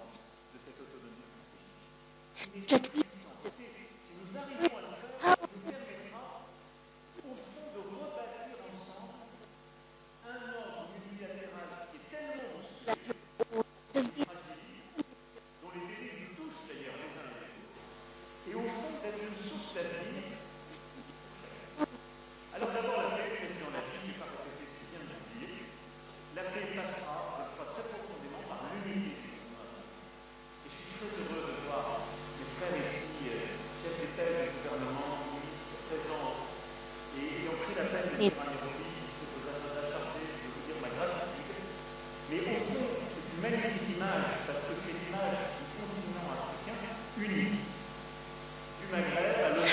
Maghreb, right down to the Indian Ocean, the south of the continent, Western Africa, Central Africa, and Eastern Africa. Remember, all of these different parts of Africa, given that it is so large, are all part, nonetheless, of one continent with a shared agenda.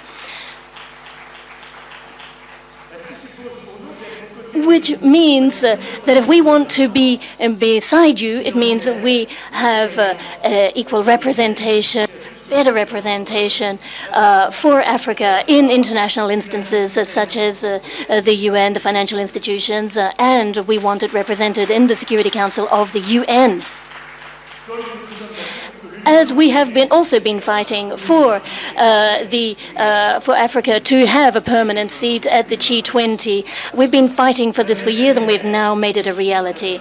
And we are fighting for an agenda, along with the Secretary General. We've been talking about this for an African UN presence, which will be all the better placed to defend its own peace and security operations, particularly through the UN missions. We hope to see all the wherewithal given to Africa to ensure its own sovereign security.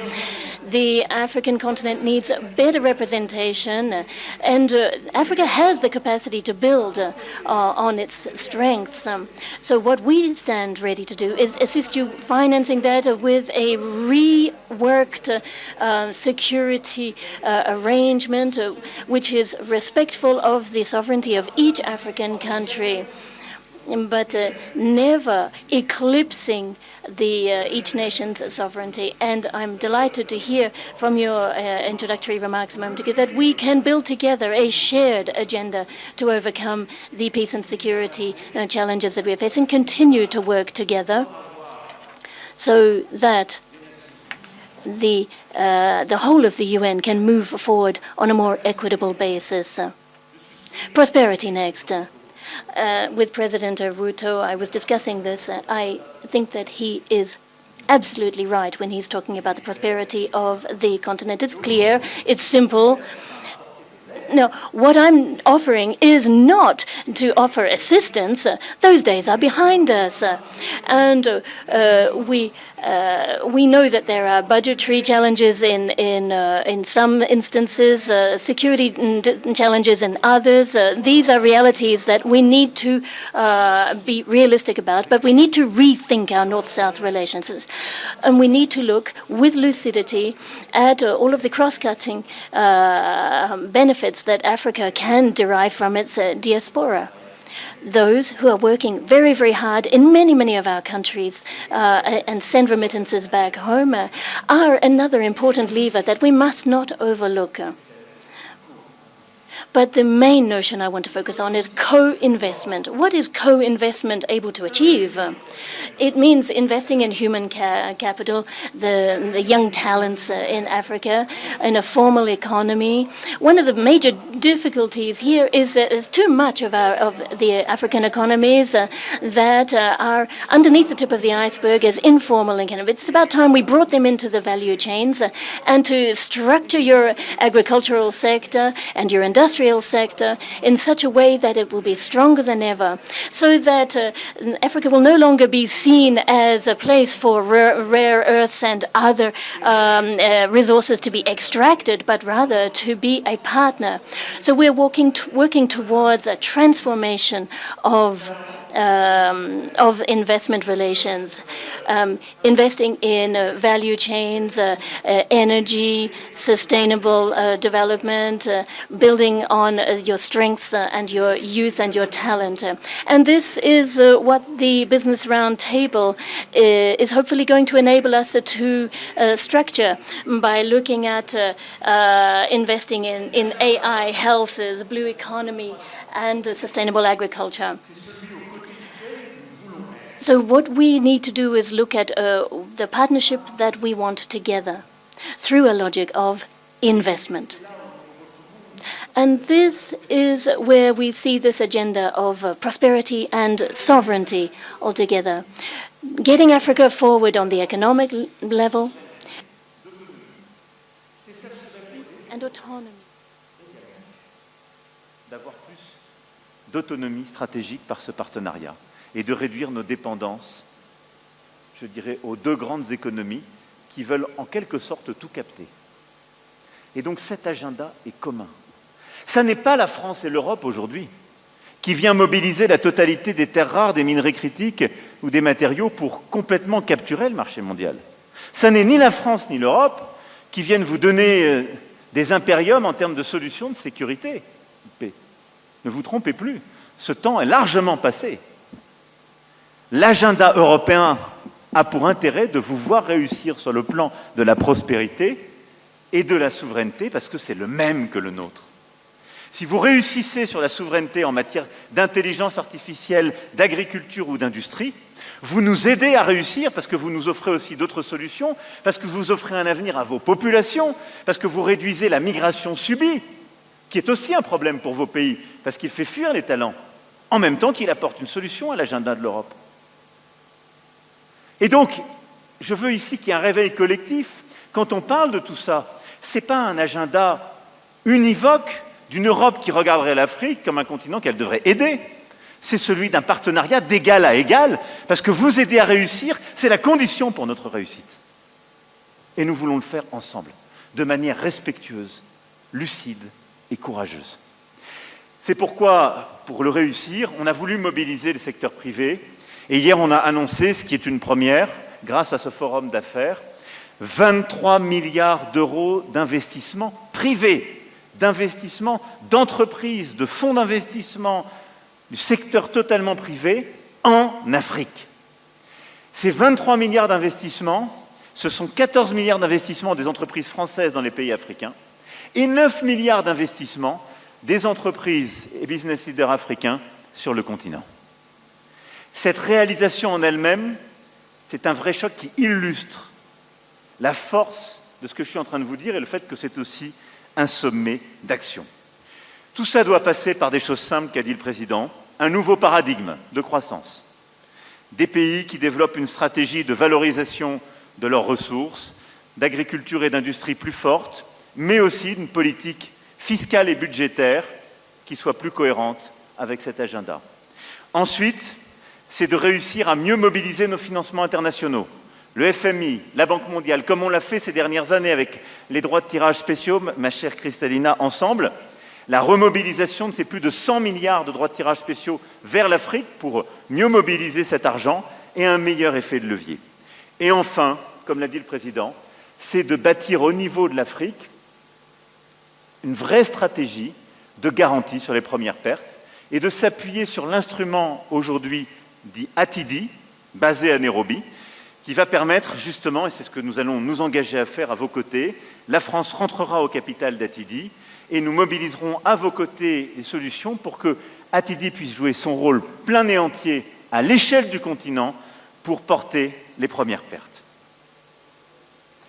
Cette stratégie, c'est celle d'un nouveau paradigme financier, celle qui permet de se battre pour la prospérité du continent et pour son autonomie stratégique.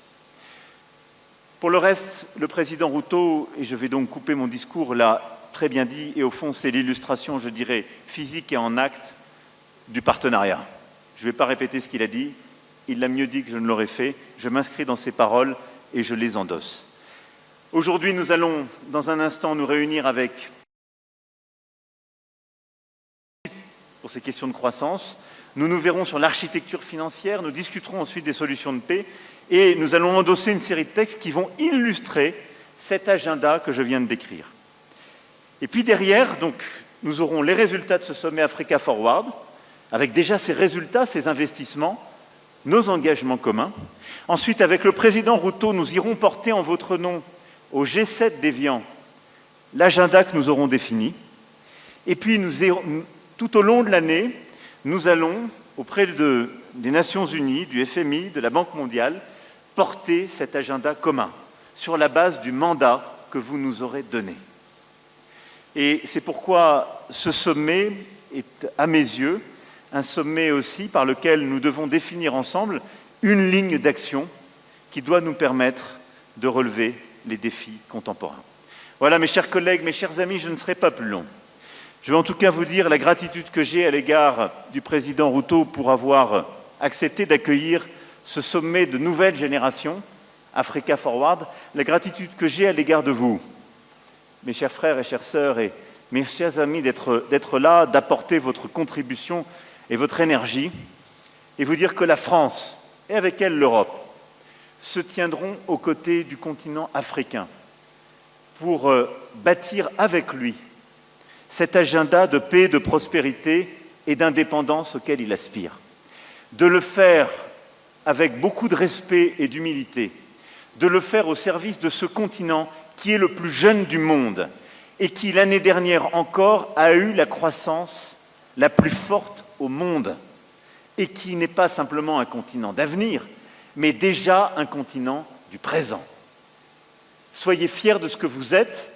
Moi, je suis très fier d'être à vos côtés et d'essayer humblement de construire avec vous cet agenda sur lequel nous investirons ensemble et nous réussirons ensemble.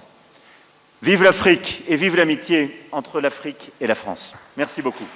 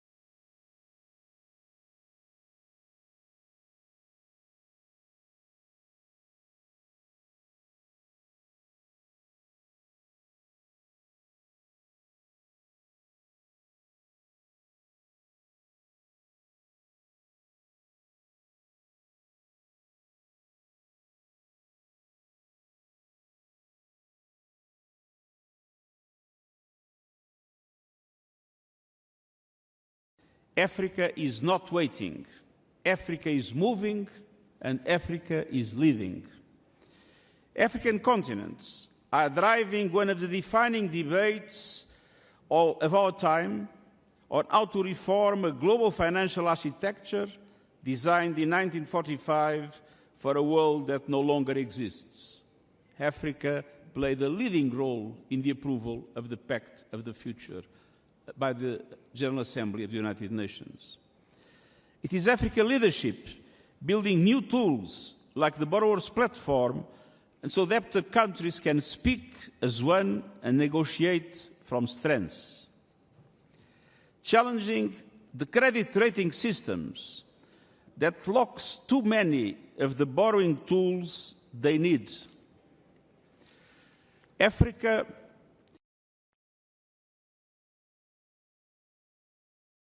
banks to mobilize private capital at scale and to deliver relief from the debt burden crushing developing economies. It is African leadership through the African Development Bank that is advancing a bold vision to reform the continental's financial architecture from within, mobilizing African resources for African priorities and prosperity.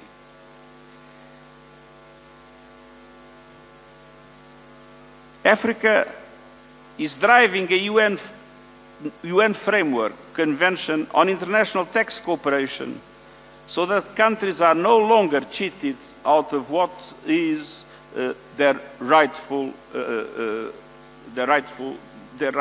what is rightfully theirs. And I want to praise the African leaders that have understood that it is absolutely essential also to do everything with the adequate policies and strategies to mobilize a much stronger share of national resources in order to be able to accelerate the development of the continent. And it is African leadership, alongside the small island states and other developing countries on the front lines, that has placed the climate emergency where it belongs, at the center of the global agenda. This is not a continent waiting for solutions, this is a continent producing them. But let us be honest about what stands in Africa's way. A global system designed without Africa and still largely operating without Africa, perpetuating century-old injustices. A continent of more than 1.5 billion people with no permanent seats on the UN Security Council, as was referred by President William Ruto. Without the voice, the representation, and decision-making power it deserves inside the international financial institutions that shape this economy, it's not Africa that loses, it's the world that loses the fact that the voice of Africa is not conveniently taken into account. Meanwhile, as we all know, official development assistance is collapsing. Aid budgets cut, partnerships unwound, commitments walked back just as the need is greatest. So this is not only a financial crisis, this is a crisis of solidarity. Take climate change. Africa did not cause it, yet the continent is warming faster than the global average, bearing the harshest consequences in displaced communities, lost harvests, and economic shocks. Today's global energy turmoil, volatile fossil fuel markets, fragmented trade is deepening fiscal stress, inflation, and stunted development across the continent. Africa must be at the center of climate justice. The continent holds 60% of the world's best solar potential and receives 2% of global clean energy investments. With the right finance, Africa could generate 10 times more electricity that it needs by 2040 entirely from renewables. Yet, 600 million Africans still live without electricity. And 1 billion still rely on unclean cooking, a crisis that takes 800,000 lives a year, mostly women and children, mostly out of sight. And on average, the continent faces borrowing costs twice as high as OECD countries as an average, draining resources that should be building the future. That is not a market verdict on Africa. It is a verdict on the injustices of the system. The continent also holds extraordinary reserves of the critical minerals the green transition depends on. For too long, the pattern has been the same. Africa's resources have been extracted, the value captured elsewhere, the environmental damage left behind. The United Nations panel on critical energy transitions minerals points the way. Fair value chains, in-country processing and manufacturing, transparency, environmental and human rights standards, and meaningful benefits for affected communities. No more exploitation, no more plundering. The people of Africa must benefit first and most from the resources of Africa. And going back to climate change, adaptation must no longer be an afterthought. The adaptation finance gap must be closed. Africa is paying an enormous price in relation to the devastation caused by climate change, and Africa has been denied the resources and the capacities able to protect their populations and their infrastructure in these circumstances. Climate finance with justice is a must in today's world. Excellences, ce sommet porte sur un partenariat nouveau, réinventé par une génération nouvelle. Un partenariat d'égal à égal, fondé sur la complémentarité et l'intérêt mutuel. Cela veut dire investir ensemble dans les industries créées et détenues par les Africains. Renforcer les universités et les institutions de recherche africaines. Développer les capacités africaines d'intelligence artificielle afin que l'IA soit façonnée par des données africaines, des langues africaines, des chercheurs africains et un leadership africain. Bâtir des partenariats qui s'appuient sur les propres feuilles de route de l'Afrique, la zone de libre-échange continentale africaine, l'agenda 2063 et les priorités nationales de développement. Et cela veut dire financer l'ambition africaine à des conditions justes et viables pour tous, avec un coût de capital qui soit accessible. La plus grande transformation de ce siècle n'est pas un marché, mais une génération. D'ici à 2050, une personne sur 4 sur la planète sera africaine. Les jeunes leaders réunis à ce sommet montrent déjà le visage de ce partenariat nouveau. Partout sur ce continent, des millions d'autres sont déjà à l'œuvre, ils codent, cultivent, construisent, s'organisent et imaginent l'avenir. Et ils réclament une gouvernance démocratique et inclusive et des institutions responsables. Chers amis, la réussite du continent n'est pas seulement un enjeu africain. Quand l'Afrique réussit, le monde entier y gagne. L'ambition de l'Afrique exige des investissements à grande échelle, des systèmes internationaux plus justes et des partenariats ancrés dans le respect mutuel. Ensemble, avançons avec l'Afrique avec confiance, solidarité et l'espoir d'un avenir commun, et je vous remercie.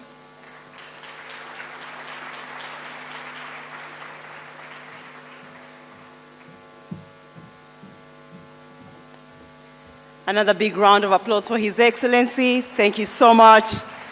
And now I'd like to welcome our next speaker, who is a distinguished African diplomat, currently leading Africa's premier continental institution. He's a steadfast champion of continental integration and multilateral cooperation. Please welcome to the stage His Excellency Mahmoud Ali Yusuf, Chairperson of the African Union Commission.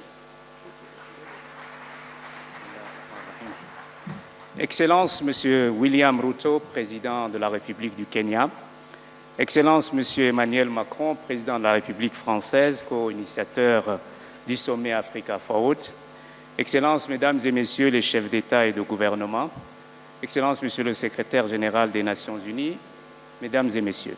D'emblée, j'aimerais adresser nos remerciements au Kenya pour l'accueil de cet important événement. À travers cette rencontre, le Kenya et la France souhaitent impulser à l'Afrique une dynamique de progrès. En effet, l'Afrique doit se positionner pour peser sur les décisions globales. La géopolitique internationale est perturbée. L'économie mondiale vacille. Le multilatéralisme et la sécurité collective sont remises en question. Dans ce contexte incertain, notre continent se doit d'être aux avant-postes de l'alternance. Il est indéniable que l'Afrique possède des atouts majeurs: démographie et jeunesse, terres et ressources minières, énergie renouvelable et hydrocarbures. En effet, transformer le continent résidera certainement dans la transformation de ces atouts en avantages comparatifs. Diversifier nos économies, industrialiser et innover, voici les recettes du succès. Une productivité accrue et la maîtrise des chaînes de valeur. Excellences, Mesdames et Messieurs, il est possible aujourd'hui d'acquérir les technologies à moindre coût, de former les jeunes et nos femmes. Certes, l'énergie restera le principal cheval de bataille. Son abondance et sa disponibilité à prix coûtant est nécessaire. La compétitivité de nos économies passera aussi par l'accès au capital bon marché et à la soutenabilité de la dette. Elle est estimée aujourd'hui à 690 milliards de dollars, avec près de 90 milliards de flux financiers illicites et 75 milliards de surcoûts annuels. Il est temps que nos propres institutions financières continentales montent en puissance. C'est sur eux que nous devons nous appuyer pour le financement de nos infrastructures. Excellences, Mesdames et Messieurs, vous connaissez parfaitement ces défis. Les solutions viendront de la cohérence de nos politiques, de l'engagement sans réserve de nos États membres et de la stabilité à travers le continent. Les institutions multilatérales sont appelées à être proactives, les partenariats plus équilibrés et le co-développement, un principe fondamental de la gouvernance mondiale. L'Afrique se tient prête à assumer davantage cette responsabilité sur la scène internationale et en particulier au sein du Sud global. Excellences, Mesdames et Messieurs, la paix et la stabilité sont un défi important sur le continent. L'insécurité ne doit plus être un frein au flux d'investissement sur notre continent. Il est donc impératif de faire taire les armes sans délai ni hésitation. La Commission de l'Union africaine en a fait une priorité absolue. Your Excellencies, my speech has become irrelevant when I listened to our presidents here, in particular President Ruto. He touched upon all the issues I wanted to raise, but let me conclude my very brief remark by saying this. The future is for the African continent. The African continent will be the powerhouse of global growth. So let us work together, let us put our energies together and move forward. And I thank you.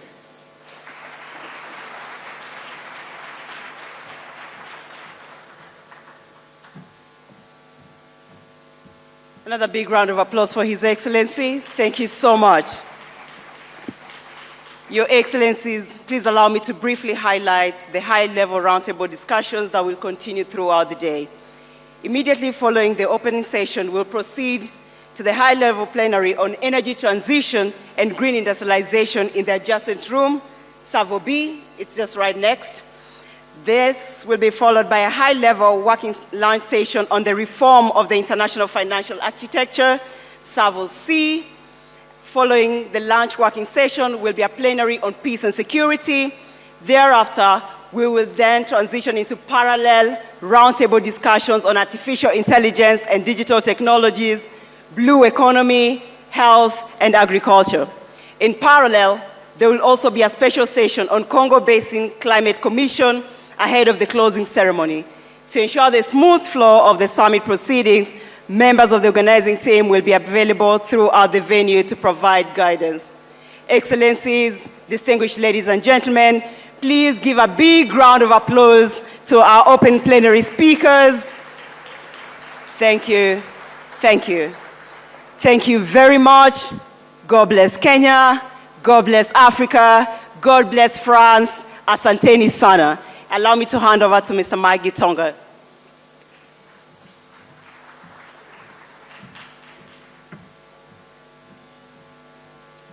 Thank you, Vivian. Let's give a clap for Vivian for great moderation. Your Excellencies, that brings us to the end of this session and would like to now invite all the presidents and heads of state to a family photo, which we're going to take right here on stage. So I'll kindly request that all the Excellencies for a family photo before we exit.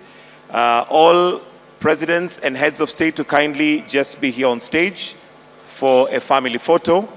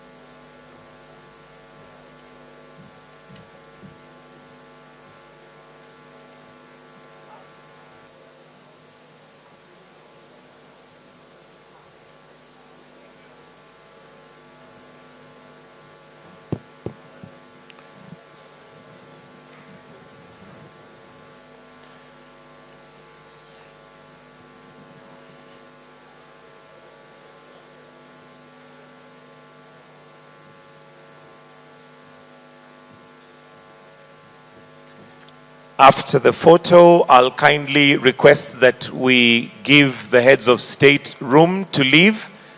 And for good order, I'll request that we leave in, I'll announce how we shall leave, just for good order and for the protocol officers to be able to take care of how we transition from here to Savo room B.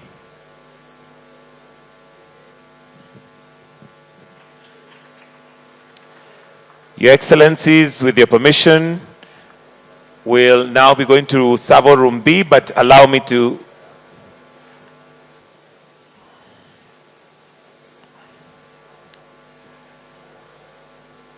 only heads of state and presidents kindly to proceed to Savo Room B for the next session.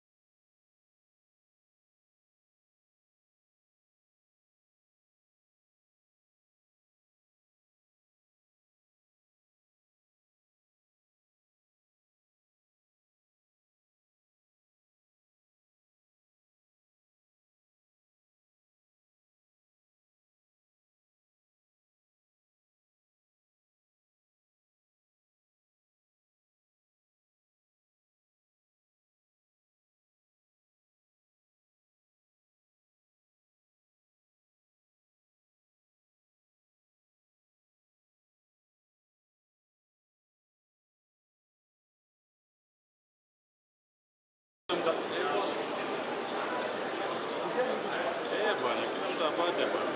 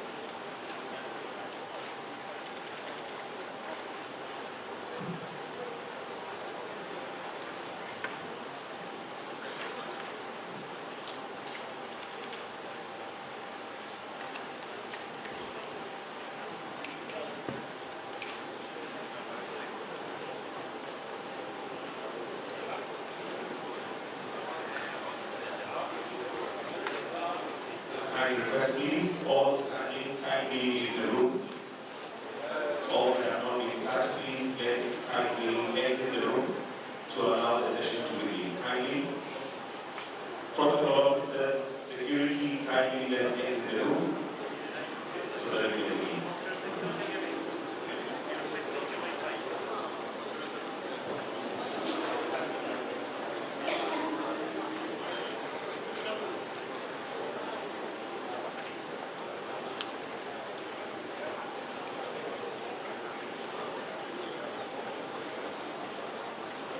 Okay, gentlemen, ladies and gentlemen, first I do apologize because I'm running late. We are too many speeches. But hopefully we will deliver the meeting first of all. So, thank you, Your Majesty, head of state and government, and business leaders for being here. I will be super short, and we have after this tour to leave the room. Would you leave the room? I use this opportunity to say that we will start now the session and we will try to finish at 12:30. And for the leaders, we will slightly delay the other session on financial architecture at 12:45. I will.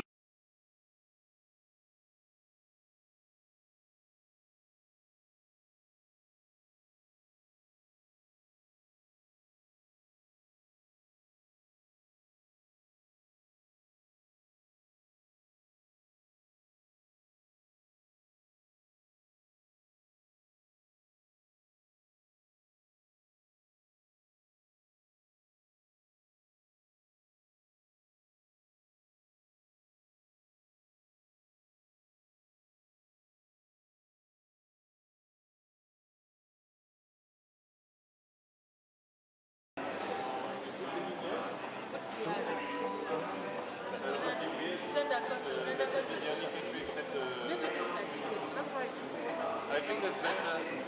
The church